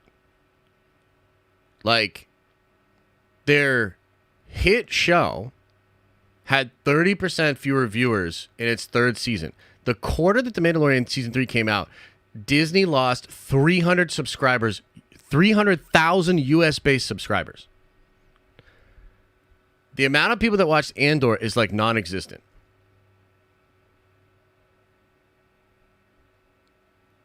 So, I mean, again, I'm not saying it's dead, but like it's on life support. So I don't know if this is a good example either. Itself because the world is vast, amazing, and filled with potential for artists to come in and create incredible stories. In fact, one of the few actual franchise killers was Jaws 4, but that shark genre still continues. I mean, The Meg 2 just came out. The idea of a shark attacking people has been reinvented as parody.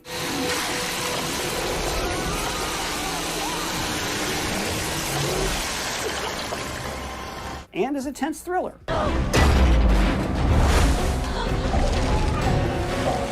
The MCU is not dead, but it has entered its next phase in the cultural consciousness. Like Star Wars, it's going to become a franchise that people love to criticize, and that's going to make us love it even more. I think that's fair, is that maybe dead's not the right word, but it has entered the next phase of the cultural conversation, which, by the way, he just mentioned Star Wars is in. So, like, again, like, you know, when he said that Star Wars was, like, not dead or whatever, it's like, well, yeah, but it's entered that stage. And that's where Marvel is at. And maybe that's not dead, but like, damn, is that a bad spot to be in? That makes no sense. Actually, it makes perfect sense. Earlier, I talked about how we all feel a personal connection to Star Wars because it imprinted on us when we were kids, and the MCU has imprinted on us in a similar way, even if you watched it when you were an adult. So, when The Phantom Menace was released, we saw that Star Wars was not just what we thought it was. It could look different, it could sound different, it had farts.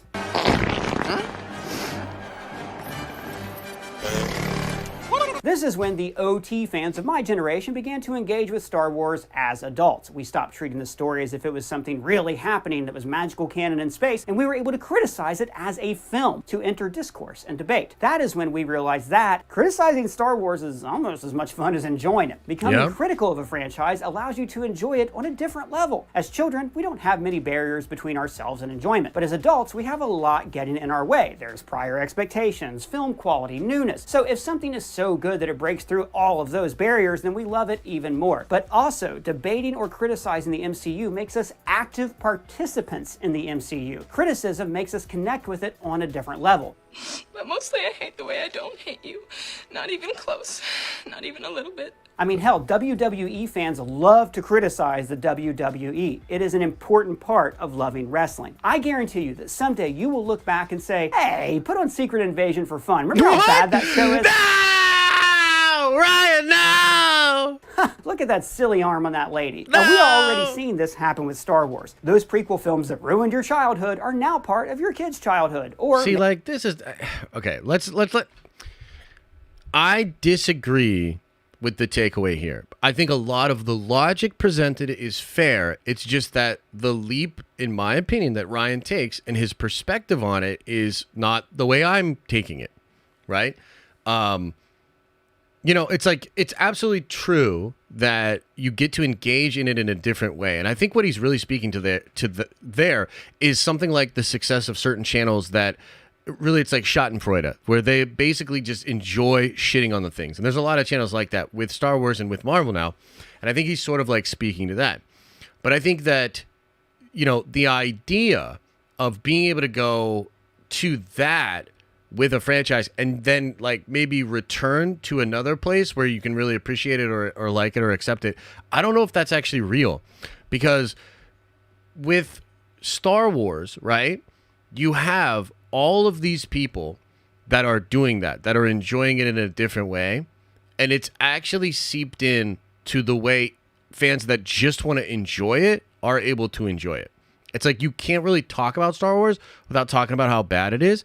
And maybe it's just because of like the amplified, voice with like social media. Maybe it's just the way we consume things. And there's a lot of like ancillary stuff, whether it's like YouTube or podcasts or whatnot. It's really hard to just enjoy the thing. And when it came to like the prequels, even though I love like the Red Letter media videos where they shit on the prequels. I think they're fantastic. I went to film school. We shit on the prequels like all the time in film school. They're not as good of movies as the OT. But I don't engage with them on that level. When I sit down and watch the prequels, I'm engaging them on the level of like loving Star Wars. And I still like love the thing. And I want to just love it that way. And I'm having trouble doing that with a lot of like the newer Disney stuff. And I don't think a franchise like, and maybe Ryan isn't exactly saying this, but like you can't sustain a franchise or a fandom staying in that kind of a place And I don't know that it's actually ever been proven that you can go from that place back to where you were before. Do you know what I mean? Maybe you love them because you're nostalgic about the early 2000s, whatever. Or one could argue that the monetization of nostalgia has created like this capitalist feedback loop with increasingly diminishing returns. Colton, shut the f*** up. I'm making art. How dare you? But I want to leave you with this. This has already happened to Marvel before in the comics. Just as Marvel Studios' production style aped the comics, today... But again, has Marvel ever really recovered from this? The studio is reflecting the history of the comic book company. The 1960s were an incredible age of creativity for Marvel, with creators like Jack Kirby, Steve Ditko, and Bill Everett working with Stan Lee to create superheroes unlike any we had seen before. Ditko left Spider-Man after just 3 years, and Jack Kirby left for DC in 1970, while Stan Lee took on an editorial role and wrote far fewer word bubbles than he used to. Now, this is a lot like Marvel Studios, which lost several of its top-tier stars and creators after Endgame. So then, the 1970s Marvel comics were created by people who were fans of the 60s comics, including the great Roy Thomas. But what's interesting is that post-Endgame, we're seeing Marvel Studios adapt many characters who debuted in the 70s. The Eternals, Shang-Chi, Moon Knight, She-Hulk, Blade. The 1970s comics forced creators to get weird and try new things as they searched for their identity. And we're seeing the same thing happen with Marvel Studios right now. I'm the hottest, you ain't never gotta heat me up. Oh, you are way more fun than my last lawyer. I will kill for you, Megan Thee Stallion. Dial it back. The point is, guys, the MCU, like Star Wars, is limitless. I have been reading comics all of my life, and trust me, the studios have barely scratched the surface of the amazing stories that they can bring to the screen. Not just the Fantastic Four and the X-Men, but there's Nova, Quasar, Machine Man, the original Human Torch, Silver Surfer, Sentry. Even the damn Rawhide Kid would make a great movie. Hell, someday... Do you notice how he didn't bring up Echo? Agatha. Miss Marvel.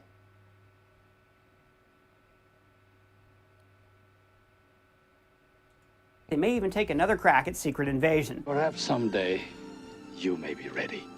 Until then, Mogwai will be waiting.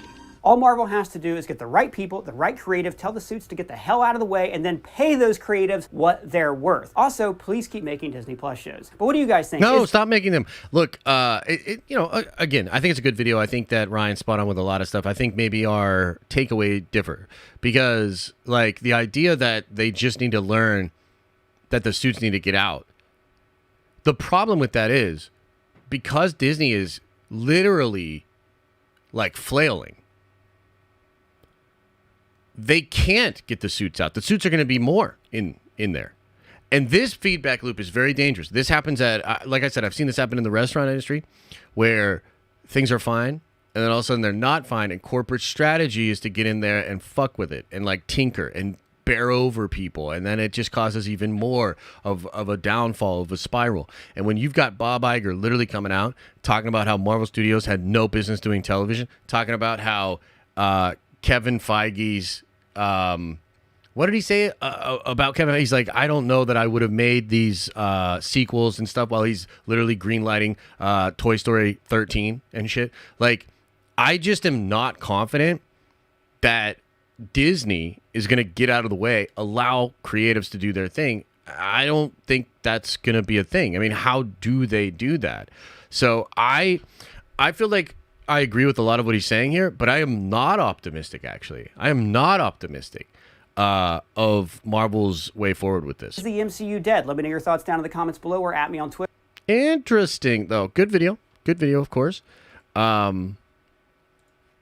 Yeah. Tough one. Tough one, man. Because I think that there's a lot that we agree on, but I just don't.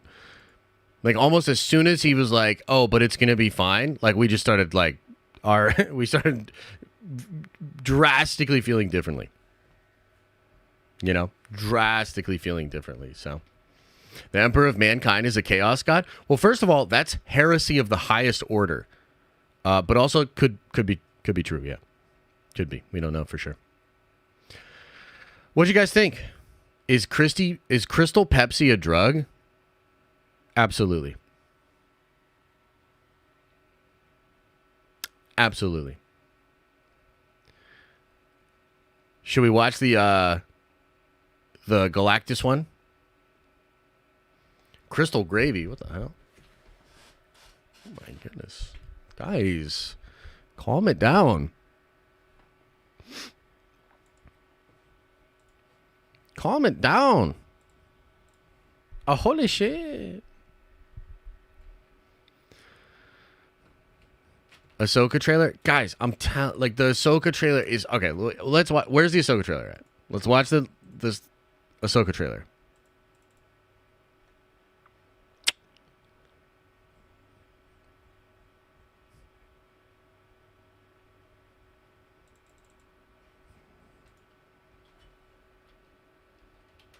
Ahsoka. From 32 minutes ago, where she's fighting Shen.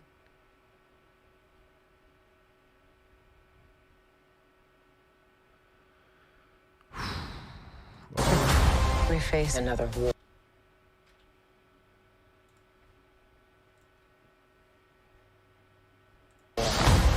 Let's concentrate. Take in all that is around you. Let's go again. I have reason to believe the Empire is still a threat. We face another war. Concentrate. Take in all that is around you. Let's go again. I have reason to believe the Empire is still a threat. We face another war. Let's begin. Ahsoka Tano. Anakin spoke highly of you. Get ready. Nice trick. Got any more? Ahsoka 2-episode premiere streaming August 23rd. Concentrate. I think it looks cool. Take in all that is around you. I think it might just be something special. Something real special. I'm excited for Ahsoka, man. Still excited for Ahsoka. A little nervous. I don't know, like, you know, we talk about this on Nerd Theory a lot, but it does a little bit feel like we're walking over this hill and we have no idea what's going to be over the hill. But it could be the end. Like, unfortunately, if Ahsoka is bad, you know, it is the end. It is the end. So, I'm a little nervous, but I still have faith. I think it's going to be really, really good. Okay, so this was New Rockstars, right, that did this? Talking about a reboot. Welcome back to New Rock. Talking about a reboot. Welcome back to New Rockstars. I'm Eric Voss, and real talk, we're not feeling great about Marvel right now, are we? Oh, that's bad.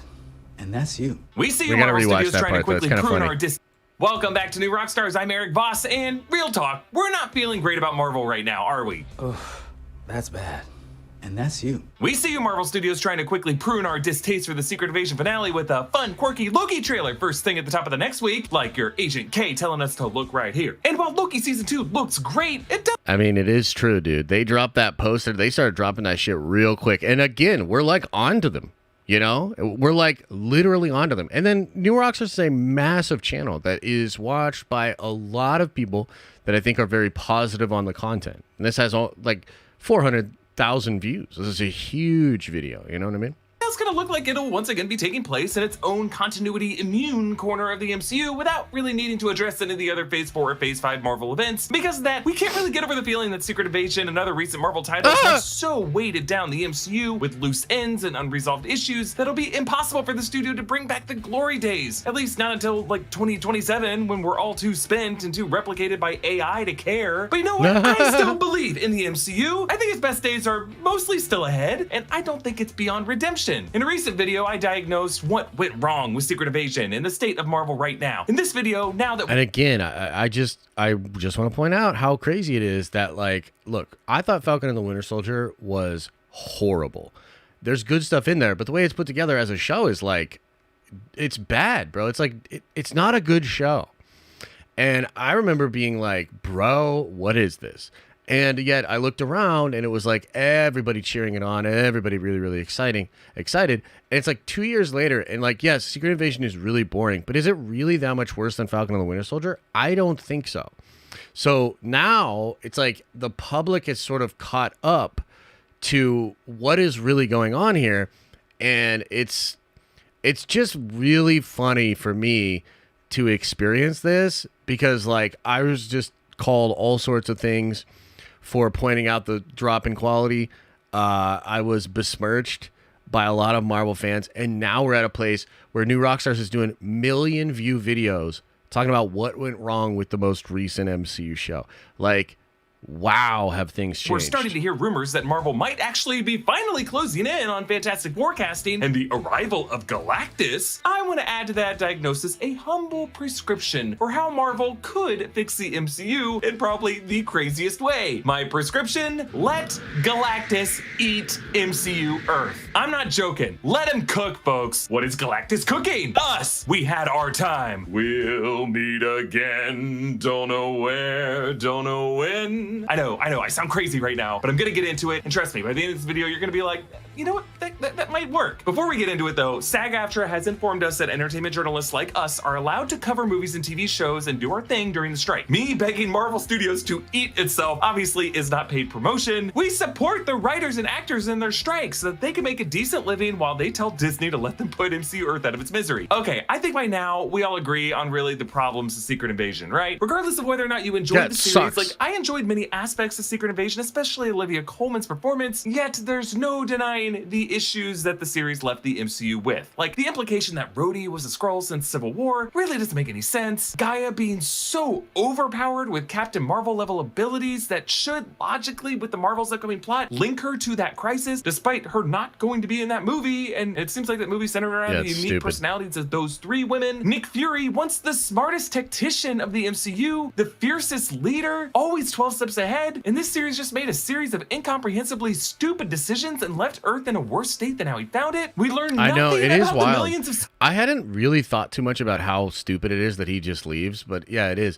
And it's also like, we're not even going to be talking about, like, I guarantee you in the Marvels, that's not coming up at all.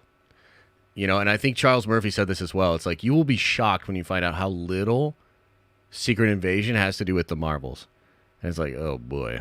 Skrulls still left on Earth, and the president just declared war on all extraterrestrials with no acknowledgement of the Asgardian colony that Black Panther Wakanda Forever told us he signed a trade pact with. And yeah, a lot of people are just adding this to the deeper issues Marvel fans have had since Avengers Endgame, that we don't really know who the Avengers are right now in the MCU, what anyone's power hierarchy is, and why no one is talking about the dead freaking Celestial in the Indian Ocean other than a quick joke about it in She-Hulk, a show that, by the way, acknowledged the existence of a meta AI overlord playing God with all of the MCU storylines, with no sense of how that fits in with the other meta godly overseers of the MCU. He remains in the Kang Dynasty, and that villain currently being played by an actor whose career future is a bit uncertain. Now, in our What Went Wrong video, I diagnosed the issues as, in my opinion, a scale dilemma, a struggle by the studios to provide clarity around the Avengers, and an overall tonal identity crisis. And in recent days, we've all seen a bunch of prescribed fixes, like Marvel should make less Disney Plus series, or they should make the episodes longer, or stop making Disney Plus shows. Like, and I know they'll never do this. And I know some people don't agree. But stop making Disney Plus shows. Do you guys remember when Disney Plus was first announced and they had it price pointed at like $7 a month?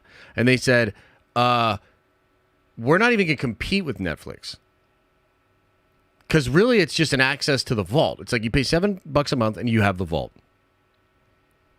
What happened? Stop making Disney Plus shows. Or do more lower budget special presentations, or make shows more like Agents of S.H.I.E.L.D. and the Netflix Daredevil, or just use Kang and Deadpool to retcon timelines. All of which could work, at least to some extent. Like, I could see Marvel trying to retcon stuff, especially with Deadpool 3, as that movie appears to be, oh, I should say spoiler warning for set images for Deadpool 3, skip to this time to avoid it. Deadpool 3 seems to be aiming to kill off the Fox universe by including a 20th Century Fox logo pruned to the void, which, remember, the Fox X-Men movies used Days of Future Past to erase the events of X-Men The Last Stand and X-Men Origins Wolverine from continuity. Deadpool 1 and 2 made fun of and killed the Weapon X version of Deadpool from X-Men Origins. But for Deadpool and the X-Men, it had been years after the fact. The upcoming Deadpool 3 was written before Secret Invasion came out and everyone decided they hated it, so I wouldn't hold your breath for Deadpool 3 addressing it. Similarly, I just don't expect Marvel to roll out a Kang storyline in which some Kang variant allies himself with the Kree to like prune all the Skrulls out of existence and retcon the Rhodey and Gaia issues. Marvel has just never really admitted to defeat feat like that. Like, think about it. The least beloved Marvel films from earlier phases, Thor: The Dark World, The Incredible Hulk, both of these movies received a kind of redemption. A huge arc in Avengers Endgame set during the events of Thor: The Dark World, and pretty much all the characters from that 2008 Hulk movie coming back in Shang-Chi and She-Hulk and in Captain America 4. But there is another, admittedly drastic route Marvel could take, and based off of clues, might already be laying the foundation for Galactus. Now, longtime New Rockstars viewers know how Welcome much to the we Nerd use Avengers, geology baby. and how long But you're we've gonna been lose that as using soon as I for. destroy But if this the is your Prime first time hearing about geology, get ready for membership. blockbuster quality skincare on a student film budget. Geology is a 23-time award-winning skin, hair, and body care company recognized in Men's Health, Oprah Daily, Hypebeast, Birdie, Esquire, and GQ. Geology's products are just a handful of powerful, proven ingredients that have been trusted by I've actually heard Geology's pretty good too. dermatologists for decades. Geology can help you fight acne, reduce oiliness, prevent wrinkles, combat dark or puffy under eyes, have smoother, hydrated skin, and target signs of aging. Everything you need to keep your skin healthy, no matter how much you soak in the pool this summer. Don't know where to start? Geology can create a simple and effective skincare or hair care routine for you. All you gotta do is take a quick 30-second quiz. Right now, if you use the code Now, I just don't feel comfortable skipping ads when I'm watching other people's videos. I know we're giving commentary and stuff like that, but like, nah, man, I'm not gonna skip the ads. We're watching them. Rockstars 100, Geology will give you 100% off their award-winning skincare trial set. You'll also get an additional bonus offer of up to 30% off one skin, hair, or body products when you add it to your trial. It's truly a wild offer, one of the best they've ever given our audience. So click the link in the description or go to geolog.ie/rockstars100 to get started. Let's remember that the Celestials' plan for Earth was for it to be destroyed. That was our destiny. Our whole existence, according to the gods of the Marvel Universe, was to just elevate the sentient life energy on the planet's surface to feed a gestating celestial baby, Tiamat, in our core so that he could eventually hatch and kill all of us. That plan was stalled by the Eternals, and ever since, the planet has bore a scar of that decision with Tiamat's corpse. I've made videos explaining how just this corpse sticking out of our stratosphere would make life on planet Earth unsustainable. And Marvel has painted a similarly grim picture of the future of the MCU Earth. In Loki's first season, Loki and Mobius talk about escalating apocalyptic events on the planet due to climate change, including a Category 8 hurricane in the year 2050, which is one of just many disasters, a climate disaster of 2048, a tsunami of 2051, the extinction of the swallow that completely screwed up the ecosystem according to Mobius, and Krakatoa, the volcano, re-erupting in 2049. The first time it erupted in the 19th century, it covered a third of the planet in ash. The implication is that Earth would eventually reach the point of Lamentus 1, a moon that faced utter annihilation. Earth, on its current MCU trajectory, is not meant to last much longer. The Celestials never intended on the planet making it this far. And here is our chance to finally make Eternals make sense, folks. They can make it all make sense. They don't have to ignore any of the history thus far. Now the United States on planet Earth is pursuing a crazy unilateral warpath against all extraterrestrials. President Ritson was so close to hitting the button to start World War III and nuke everything. Nick Fury is like, screw this, increasingly moving his operations outside of Earth's atmosphere. I just don't know how much longer Marvel's heroes could or really should keep a suit of armor around this doomed planet. In fact, watch my breakdown for the latest trailer of The Marvels. There's just a couple clues in there that seem to hint that this movie might introduce Silver Surfer, who is the herald of Galactus. Could totally see that in a post-credit scene. So the way the Thor movies let go of their past by just letting Surtur destroy Asgard, by letting Ragnarok happen, I think the boldest and best move for Earth in the MCU could be, after Earthbound events like Captain America 4, Thunderbolts, and other ground-based MCU titles, let's introduce Galactic and Fantastic Four. Based off of the latest casting rumors, it seems like that's gonna happen. But rather than staving off his apocalyptic event, as superhero movies tend to do, let Galactus feast. Let him eat us. You know what's crazy? I actually think they are gonna do this, but not the way that Eric's describing. But I think after Kang Dynasty, Earth will be destroyed. I'm pretty sure that either 838 or just the unraveling of the multiverse due to incursions and just, you know, whatever, I think Earth will be destroyed. Now, I think you're going to get some kind of a reboot, some kind of like a soft reboot after Secret Wars. After Secret Wars, probably there's probably going to be 2 Secret Wars movies, part 1 and part 2. And when the part 2's over, I think you'll get like a newer version of the MCU. But I am leaning towards a full reboot. I am leaning towards a full reboot after Secret Wars, and I wonder if they've ever had any discussion about that. You know what I mean? Burn it down. Now, yes, don't let everyone die. Like, save as many Terrans as you can, please. Like, get the beloved Marvel heroes off the planet. Don't bother waking up those thousands of Skrulls in that basement. And let humanity live on adrift and read Richard's space arcs. Then use Avengers Secret Wars to assemble a multiversal battle world, and then just reset the MCU reality with a clean slate of continuity, a true 616. Only the heroes and storylines and histories that actually make sense at this point. Letting Galactus actually succeed in consuming the planet will make him a truly fearsome villain that we hate. The rage we felt for Thanos when he succeeded in snapping away half of all life. Nah, man, if Galactus rebooted the MCU, we'd all cheer him on at this point. But it'll also give many viewers some catharsis to truly say goodbye to the old era of the MCU while being forced to be open to a new multiversal reset with some familiar faces and some new ones. Keep a lot of the Avengers we know and love, but bring in a new Tony Stark, a new T'Challa, a new Natasha Romanoff, Heroes for Hire and Agents of S.H.I.E.L.D. and Miles Morales who were always there. And yeah, maybe some freaking mutants, please. What do you guys think? Am I going too far with this? Should Galactus win? Is the Earth of MCU 1999? Secret Wars has never rebooted Marvel, though. Retcon, maybe? No, it literally rebooted it the last time with Hickman. There's some crossover to the world before, but no, it reboots it. I guess you could think of it as a retcon, because a lot of the stuff still happens. So they kind of like recreate the universe. Yeah, I guess it's more of a retcon for sure, but yeah. Let's finish this up. And I'm just too complicated and riddled with plot holes to save at this point? Or should we just put all of our hopes in the multiverse with Loki and Deadpool and Kang to fix everything? I don't know. I just think a bite being taken out of the Atlantic Ocean is just more fun to look at than like everything glowing and pruning. Let me know your thoughts on this hot take. Subscribe to all 3 of the channels in the new. Okay, do you guys want to know the hottest of hot takes from this though? This will divide the audience. Are you ready to get triggered again? Trigger warning, guys. Trigger warning. Are you ready? Are you ready? They will reboot the MCU, and there will not be a single human actor in it. We're all like, well, who's going to play the next Tony Stark? Who's going to play the next Black Widow? Who's going to play the next Wolverine?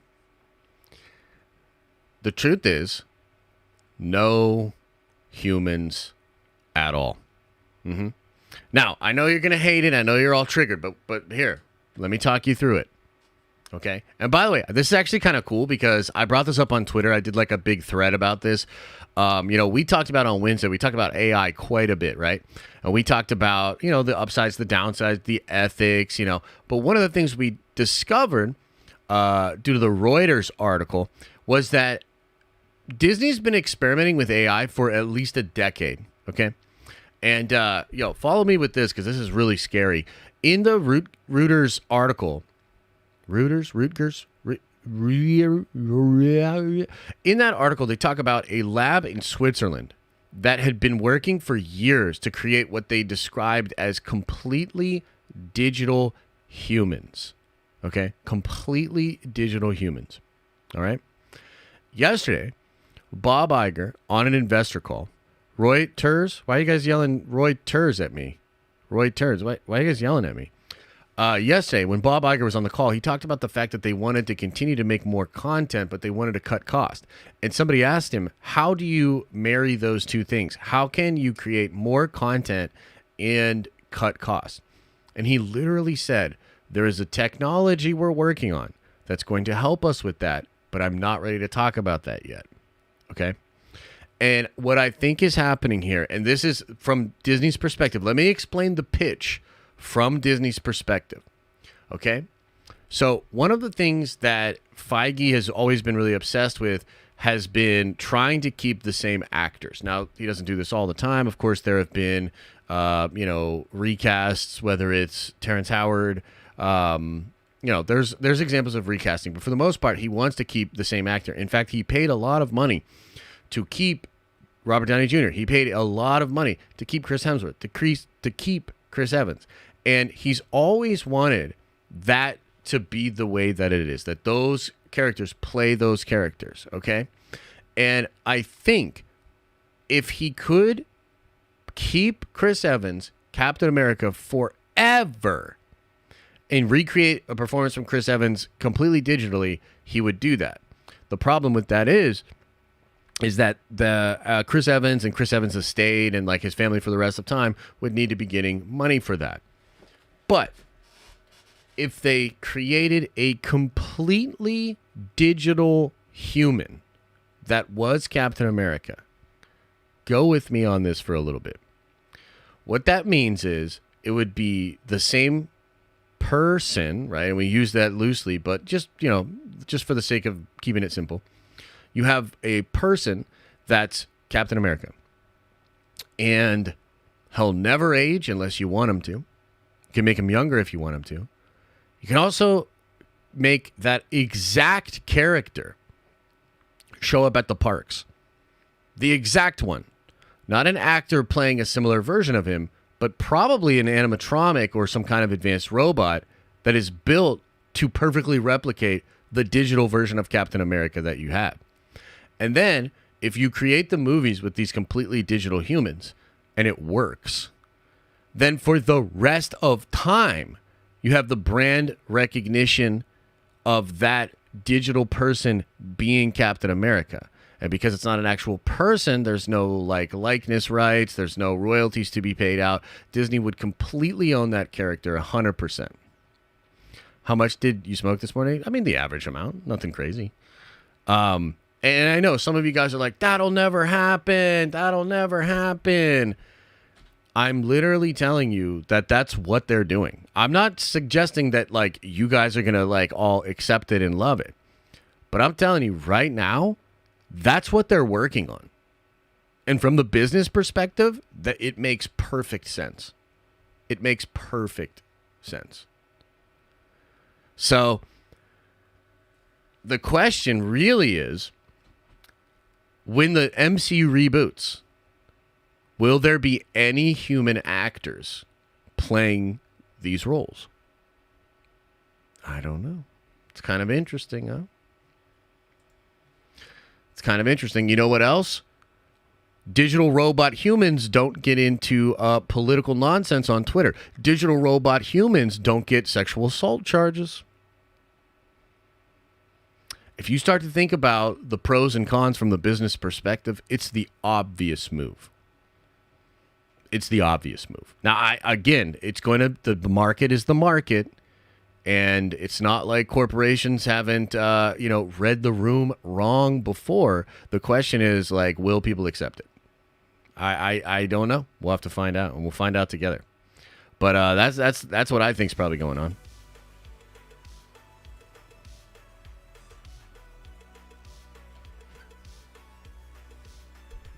No sex appeal? Good luck getting the ladies in the theaters? I don't know about that shit.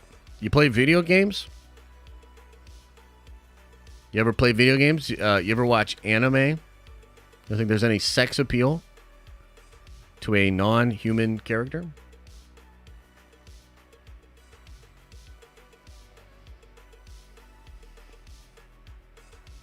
But can AI give a human-like performance? I mean, not currently. But in the future, absolutely. I mean, guys, we've been telling stories about this forever. What do you think Westworld's about?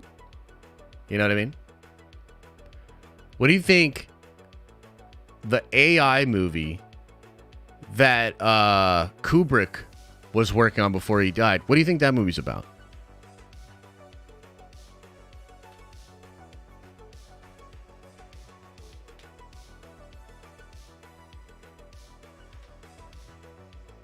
Yeah, it's weird, huh? New age of animation. We already like cartoon movies. I know.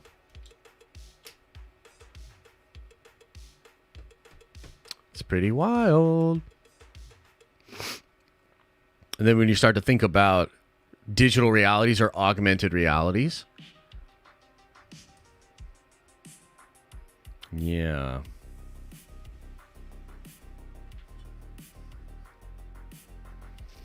I won't be with it, though. I want human actors. Do you want human actors? Or do you want a human performance?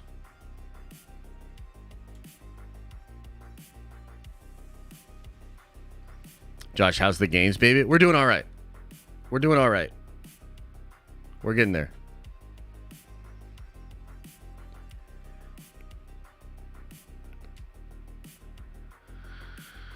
Yeah. I just don't agree that what people really want is a human behind it. I think that's a misinterpretation of what you're really looking for. Because there are a lot of humans that would give an absolute shit performance. And in fact, like, we dunk on them all the time.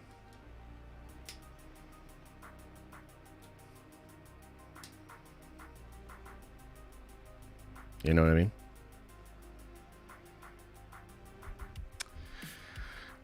So basically, we're going to simp for someone that isn't real. How real is Pokimane to all of the simps that she has? Like, how real is she to them?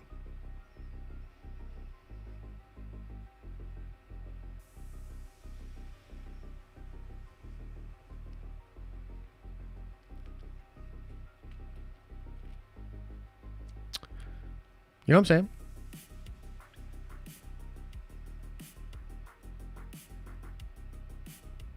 I feel like Morpheus. What is real? How do you define real? If real is what you can see, what you can taste, what you can touch, then real is nothing but electrical signals interpreted by your brain.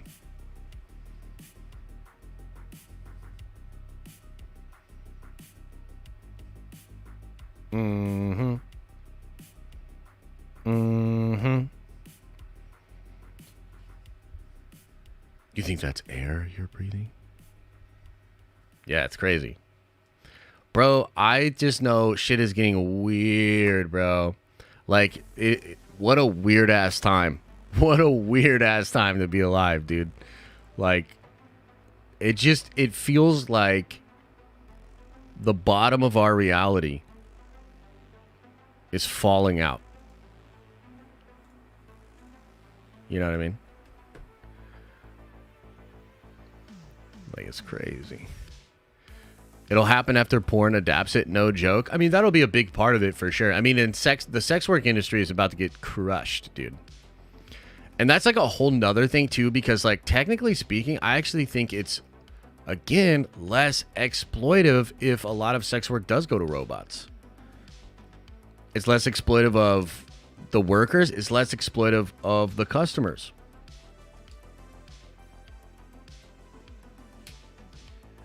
You know?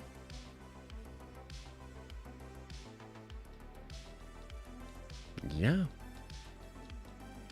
I know. It's a weird one. Like, we've talked about I've had a lot of conversations with Elisa about this just because, like, we like talking about these kind of, like, deeper things, and there's an argument to be made that it's actually ethically better for the human race if we're having sex with robots. Would trade Elisa in for a newer model? No, absolutely not. But, like,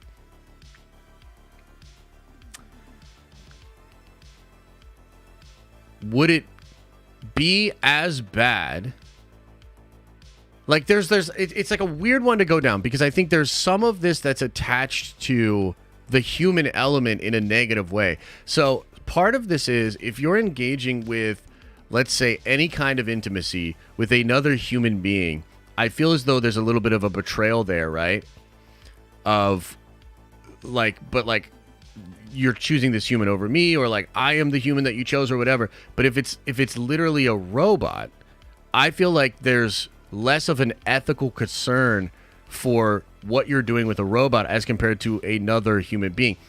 I can think of certain examples too of, without getting too far into the weeds, let's just say extravagant or exotic taste that certain people have, that would probably be better not actually done to an actual human.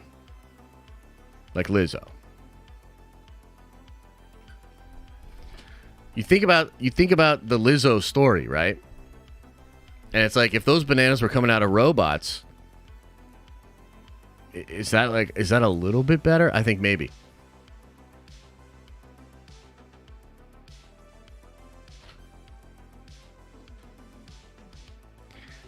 So robots are not cheating. I can dig it. Yeah, but you know what? That is also explored in the AI film that Kubrick wrote, that Spielberg took over and created, right? So that's something they talk about in that movie as well. Because like, then it's like, here's what's funny is like, some of you guys are saying to yourself, no, because I'll still be jealous. Oh, Rosie, that's very generous. You don't have to do all that, brother. Thank you. But some of you, and this is what's very interesting, you got to take a look at yourself with the mirror here. Some of you guys are literally saying, I would be jealous of that robot. And yet you're turning around and saying that a robot could never give a performance that you would find human. Well, which one is it? Are you imprinting on it or not? Is you know what I'm saying?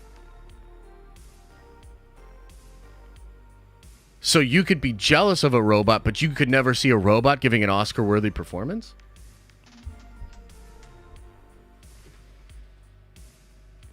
Do you still have to tip the robot strippers? Probably less than you would a regular one, yeah. How about robots with robots? Because cheating is cheating. Wait, what? No cheating, no disease, no unwanted pregnancy. Interesting, interesting, interesting.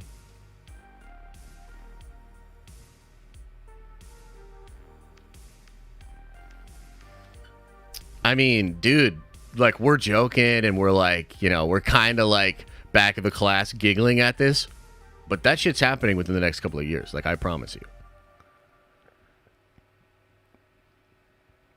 Like, shit is about to get weird. Weird.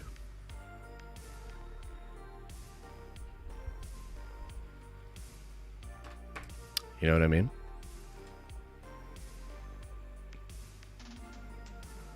Shit's about to get weird, dude.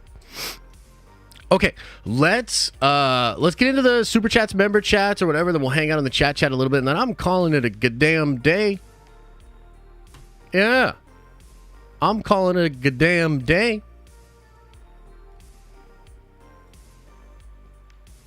The hell? Okay, I gotta YouTube. Okay, I gotta try a thing here. The live stream isn't available right now? Oh, because I'm logged into the different account. Are we still live here, guys? Yo, tell me the stream didn't... Like, are we still good here?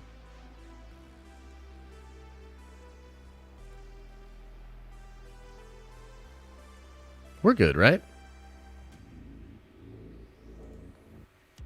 Okay, cool. I got it. Okay, cool. Yeah, so because I had the... apparently I was logged into the Warhammer channel, so I couldn't, like... look at what was happening in our stream or whatever, but yeah, we're good.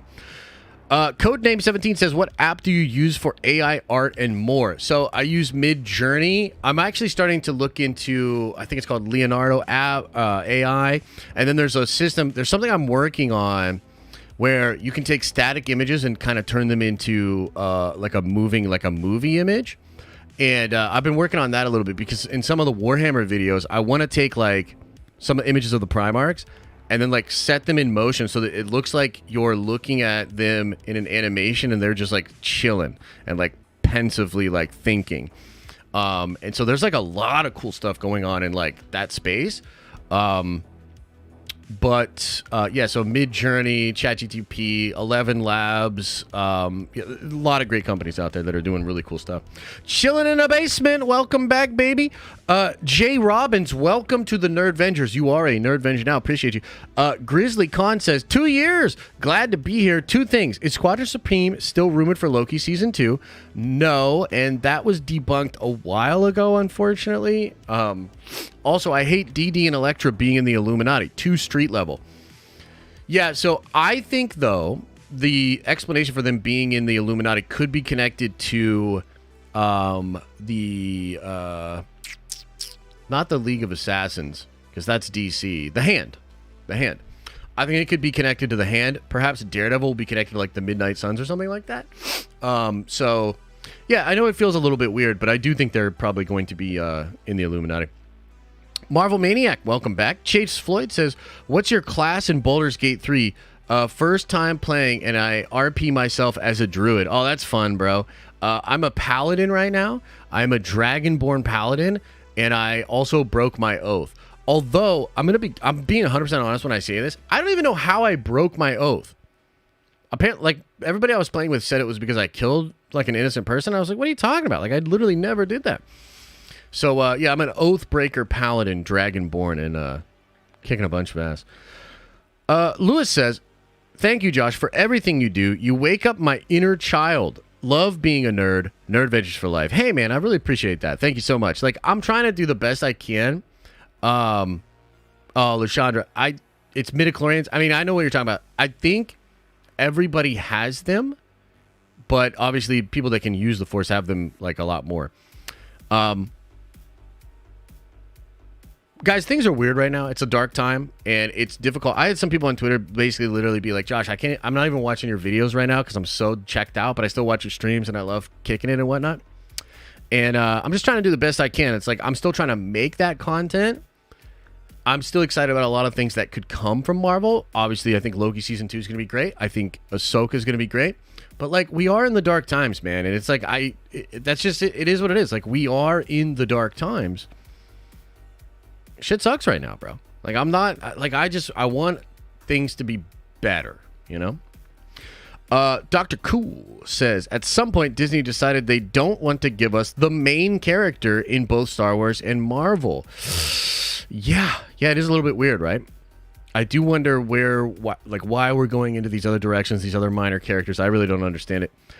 Nate Elston says, it's almost like Kevin Feige wants to fail. The more I watch Quantumania, the more pissed I get. Yeah, I can never watch that movie again. It just literally, like, breaks me. Does Kevin want it to fail? I mean, I don't think so. But it could just be the case that he's accepting of aspects of it failing while he's focused on making sure that, like, Secret Wars doesn't fail.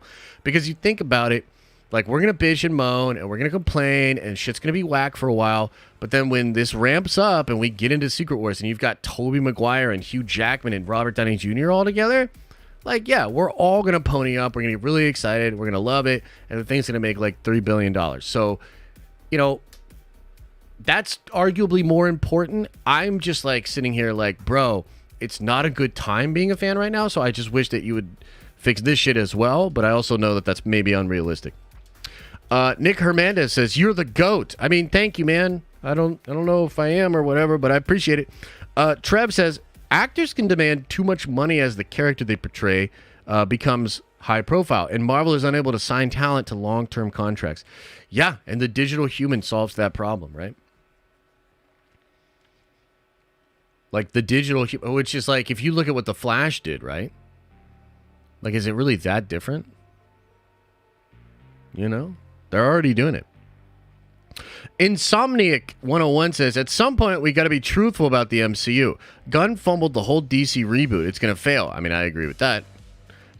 Oh, he said it twice. Okay. Yeah, I tend to agree with you on that. It could still be great, but now it has to be great in spite of where we're at currently, which is stupid.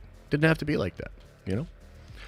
Jay Robbins says, today's my B-Day, and my wife made me a Nerd Venture. Got Marvel Unlimited because of you. Love your positivity, and you keep me a fan. Also, Night Me, Jay Robbins, again, welcome to the Nerd Vengers, baby. You are a Nerd Venger now. I hope you're having a great birthday, man. And Insomniac 101, you are a Nerd Venger now. Welcome to the Nerd Vengers. That was my pitch, says Henry was a good Superman, but not a good Clark. It was a different Clark, for sure. I felt like he was great at both, but I hear you. Ray Callisto says, thanks for entertaining me during my work, playa.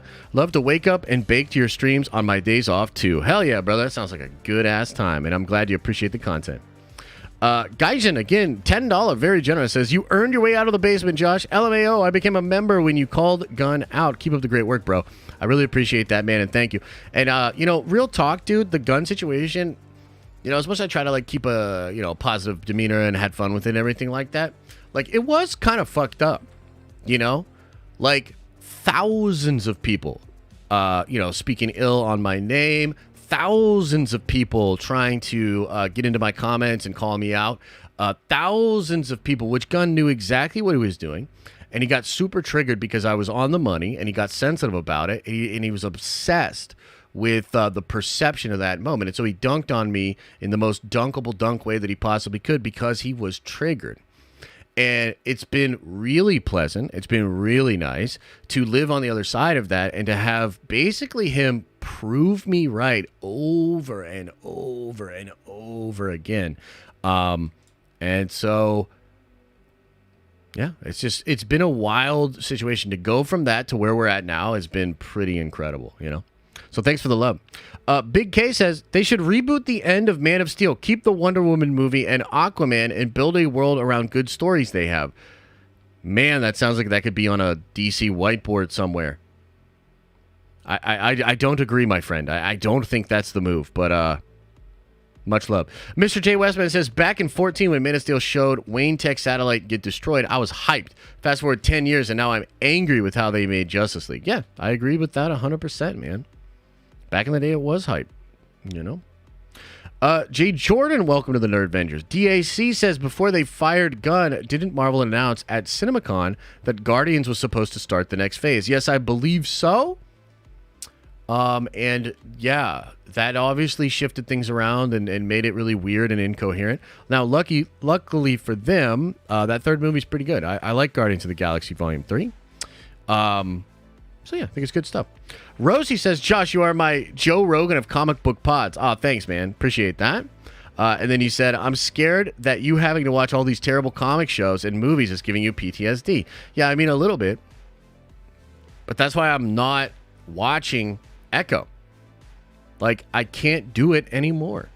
Chillin says, sup, my guy. Gunn is never-ending source of what the fuck, which is funny, but also not. Harloff just dropped a vid about Deadpool not on the 2024 release list. Yeah, it's very likely that Deadpool is getting delayed. I still think it'll probably come out next year. Maybe it'll be the winter movie now. I mean, it depends on how long the strike goes. I don't see how it gets resolved, but I mean, if I were the studios, I would just offer whatever residuals. They're not going to bend on AI.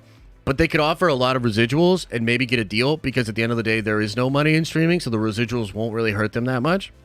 So, we'll see what happens, man. But yeah, Deadpool very likely to be delayed. Will Parker says, hey, Josh, I just bought the Eisenhorn Omnibus and am really enjoying it so far. What other books do you recommend I read after this one? Well, my favorite book so far that I've read is the Valdor book. It's a little different because... like, it's not just like Space Marines fighting the whole time, and it's not like there's actually not a ton of Valdor in it, but it's like this crazy cool look at like the early Imperium, what was going on with the Thunder Warriors, the Lords of Terra, how that all starts to fit together. I'm also reading the what's it called? It's not the Horus Heresy series. Whatever the newest book is with the Death in the End, I've started to read those, and they are fan-fucking-tastic, but they're very girthy, so it's a lot to get through. But yeah, I like those ones. Theo says, Star Trek has never been more alive. Strange New Worlds is so good. Star Trek is the best sci-fi out there. It's very popular here in France too. Interesting. Okay, Theo, thanks for the input on that. Rosie says, your take on nerd theory of the OG trilogy was spot on, in my opinion, with the cinematography and the directing compared to the prequels. Theory's face was priceless. Yeah, I mean, I knew he was not going to take that one necessarily super well, but, like, I feel like it's good to acknowledge the problems with the prequels. I still love those movies, but I think it's absolutely fair and good to explain, because I think the maybe... something that not enough people talk about is the prequels as a disappointment. and what they did to the fan base. And when you sort of use that as a lens by which to see what's going on with the sequels, I think it's like very useful. But I think there's also like this is sort of blasphemy. Okay, this is sort of blasphemy, and I think people would not love me saying this. But have you ever asked yourself, has Star Wars basically, like, is Star Wars really just a pretty good trilogy from the 70s? Like, has there maybe only been 3 good Star Wars movies?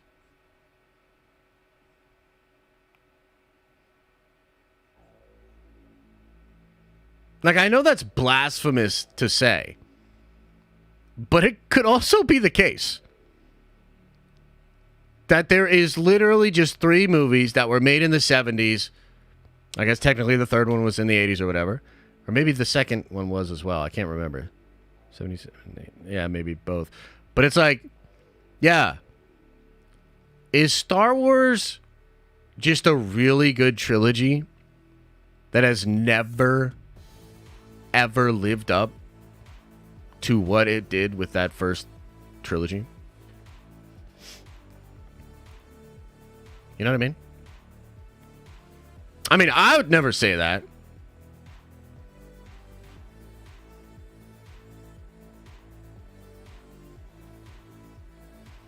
I would never say that. So don't you go tell Theory I did. Mr. Wright says, Sabine Force sensitive? Does her mask have a visor? I think they're trying to get her to tap into the Force. Yeah, I'm not necessarily the biggest fan of that. We'll see how it all goes, but I'm like, okay. Randon Loomer, welcome to the Nerdvengers. You are a Nerdvenger now. James P., welcome to the Nerdvengers. You are a Nerdvenger now. Shogun Orta says, yeah, let the heroes lose to the point of Earth gets destroyed by Galactus. Movie Hero Logic says, no. That's like Negan killing Steven Yeun levels of no, which happened in the comics as well, though, from what I understand. Yeah. Trinity says, most great performances are done through emoting and voice tone. Easily replicated. Yeah. Yeah. Yeah. Yeah. Yeah. Yeah. You just hate humans, don't you, Trin? Wolf of Elm Street says, love you, brother. Thanks for keeping it real. Hey, I appreciate that, man. Thank you so much. And then Rosie with a $100 donation. Holy shit. Just says, you're the best. Hey, I appreciate that, man. That's a lot of money. That's probably too much money, you know, but I appreciate it. Elijah says, I'm available for Fortnite stuff Saturday morning, FYI. Well, I'll try to hit you up, bro, but we're also going to do Saturday morning cartoons tomorrow. So I'm trying to do Saturday morning cartoons, but maybe I can hit you up after that. But yeah, either way, we'll connect. We'll connect on it. Darth Sounds says, watch interview Dave Filoni extended Star Wars show, 41 minute. He says, George never considered canon books as canon, strictly movie and TV. Very interesting. Yeah, George never thought of the EU as canon. He did have notes for a lot of EU stuff that I think is more of a branding thing than a canon thing. Right? So there was quality control done by George, and I think some people misinterpret that as canon, but it's more like branding.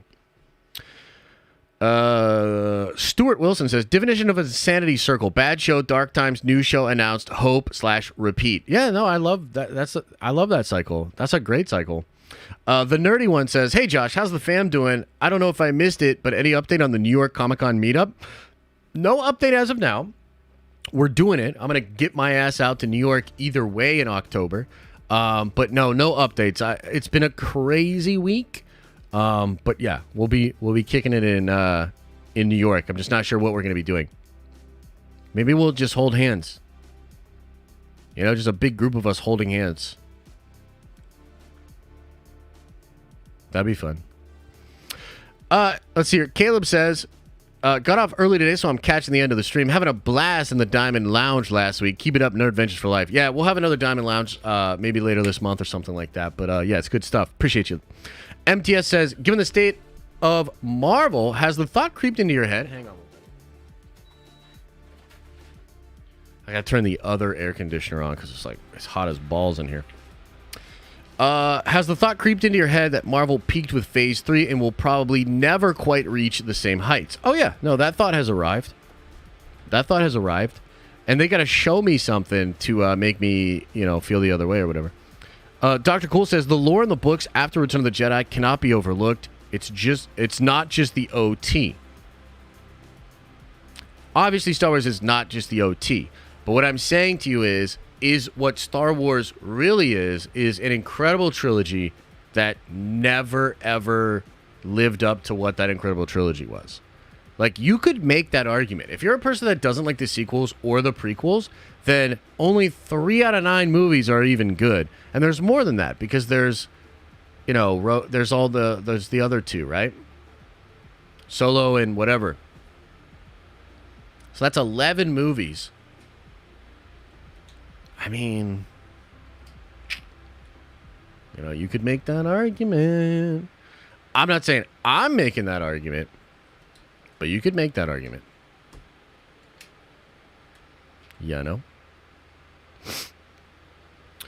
Only the Clone Wars has lived up to the original trilogy. The Clone Wars is really good. George Lucas isn't the Messiah. Sorry about it. Yeah, he might not be. Josh, last question. Who wins, the Father versus the Bendu versus Abeloth? I would personally think Abeloth would win, but I could see the argument for the Father. I don't know enough about the Bendu to know how that would go. It's still not a bad batting average. That's true. That's true. I heart prequels. I heart the prequels too.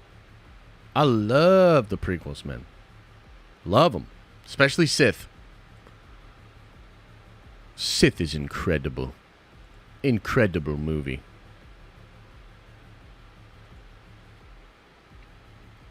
All right, guys. I'm probably going to get out of here soon, but what else is on your mind? What else is going on? What else should we talk about before we get out of here? No call-ins today. I apologize. We'll try to do them next week. But we had a big old juicy stream today. What are we at? Hour and a half or 2.5 hours. It's pretty good. Better show, Rebels or Clone Wars? Rebels. Weird when people hate the creator of said content that they love. What do you mean by that? Curious if the Bendu are like the Jedi, multiple species in a group. Yeah, that'd be kind of interesting. You missed my Pixar super? Oh, my bad. You sure?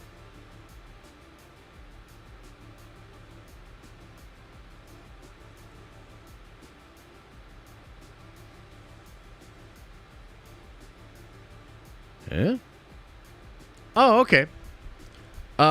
Rosie says, can you explain the difference in cost and time to produce an old-school hand-drawn Disney film, The Lion King, compared to Pixar animation? Why is less old-school animation by hand now? Well, I think it's because... I think it's a couple of different things. I think, number one, it's hard because hand-drawn stuff, like, you got to pay the people. You have, like, key animators, and then you have, like, background animators. It's just, like, a lot of human beings that you have to pay a crazy amount of labor to. I also think that it's harder to fix things. So, in a hand-drawn animation, if it's not, like, in a digital rendered space, if you want to change something, even like an angle, you have to redraw everything. So I do think that that's kind of a pain in the ass. Now, on the flip side of that, though, to do that properly required so much prep work. So a lot of prep work would go into those old animated movies, which is part of the reason why I think they're so good, because they were set before they started really animating.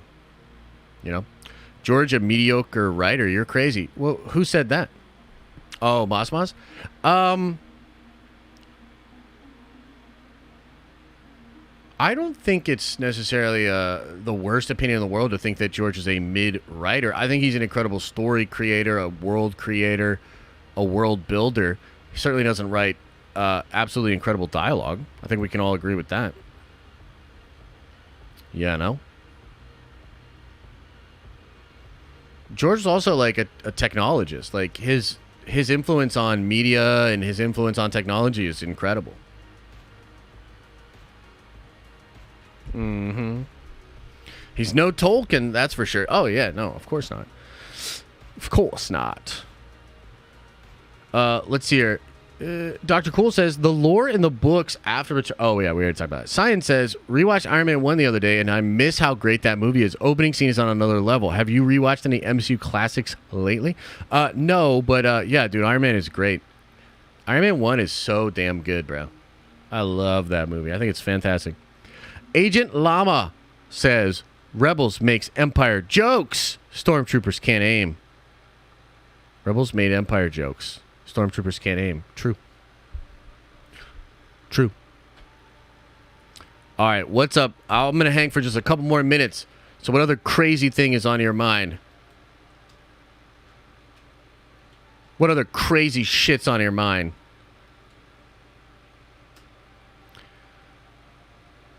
Does Asgard is an amazing MCU classic. Debbie does Asgard? I don't know what that is. Josh, make your comic into an AI movie. If the technology was ready, I would consider doing it. I don't think it's quite there yet. Empire sucks? What? I made a super during Nerd Theory. Okay. When are you having the PS5 giveaway at Union Square? Oh, yeah, no, we thought about that. The truth is, it would be embarrassing for us because nobody would show up and there would be no riots. And then we would look bad.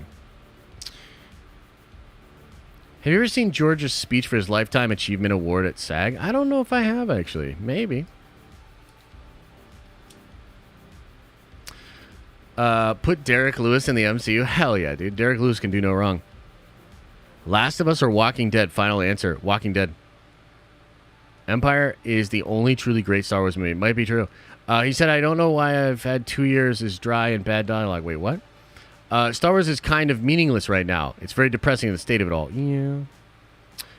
If I see Gunn in person, you want me to give him the business? No. No. No,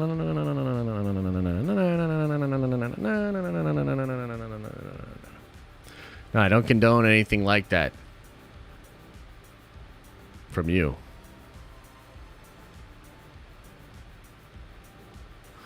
Would you rather have AI MCU or Spider-Verse style MCU?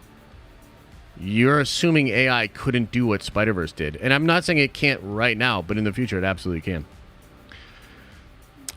Josh, I wish we could get a show in Star Wars like Twilight Zone with mystical things like the Bendu. Yeah, that would be kind of fun, actually.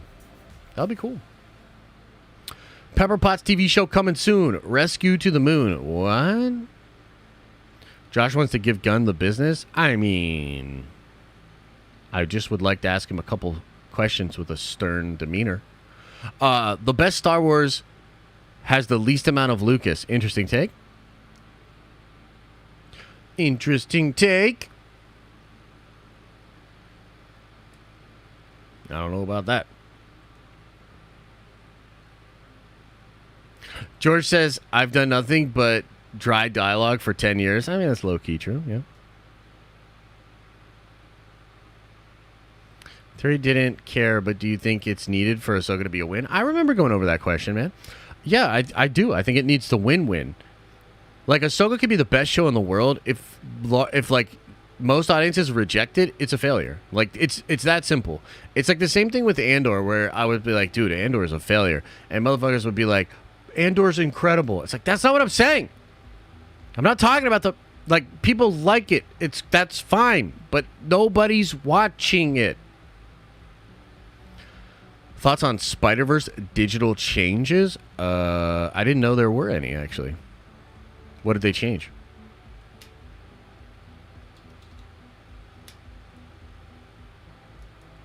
Ahsoka show is pointless? Ahsoka show literally sets up a movie. Ahsoka's only pointless if you've already checked out for Star Wars. And then everything that Star Wars does is pointless, motherfucker? Hello? Hello? The disrespect to Lucas. Oh my god, he created modern mythology. Man, see, like, this is like the Joe Rogan thing. It's like people get so into their feelings about this.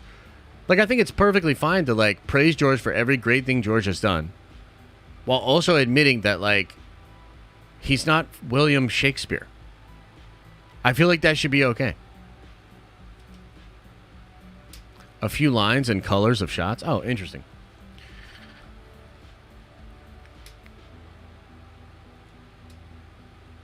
It's wild. Everybody gets in their feelings about it. Do you think if the Book of Boba Fett was John Wick theme show, it would be amazing? Fuck yeah. That sounds great. Just think about that as an elevator pitch.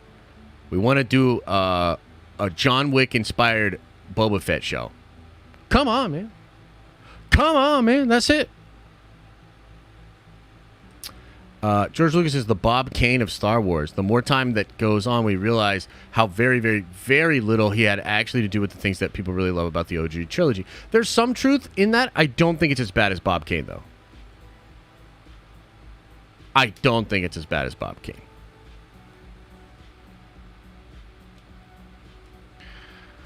Was that Din Djarin for 2 seconds? What? What do you mean? Oh, you mean the John Wick thing? A little bit.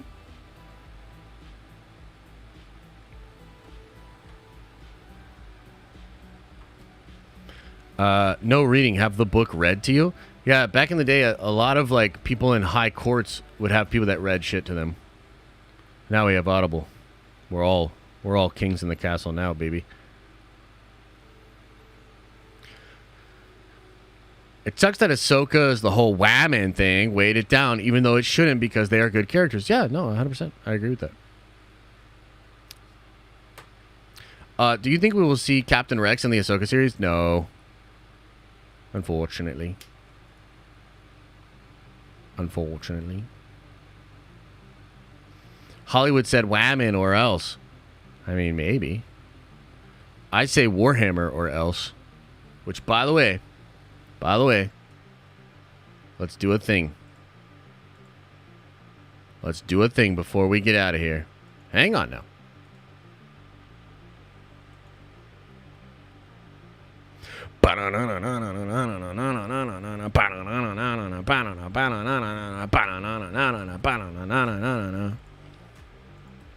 Boom! The Warhammer video about the returning Primarchs is now live.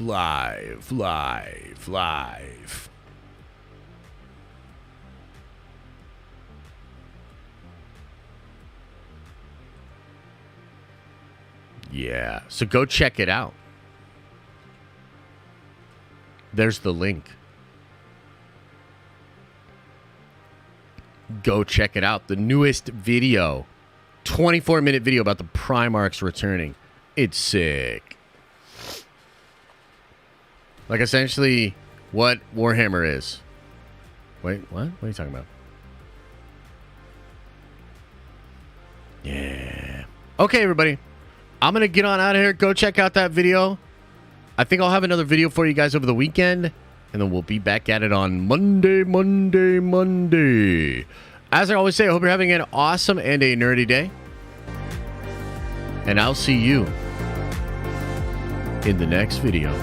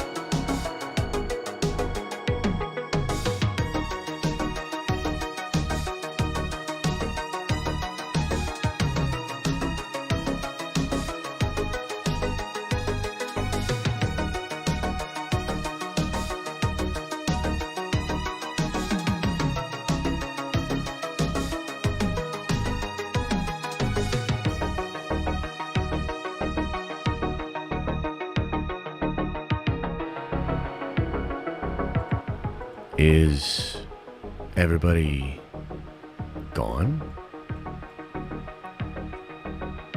Did everybody leave?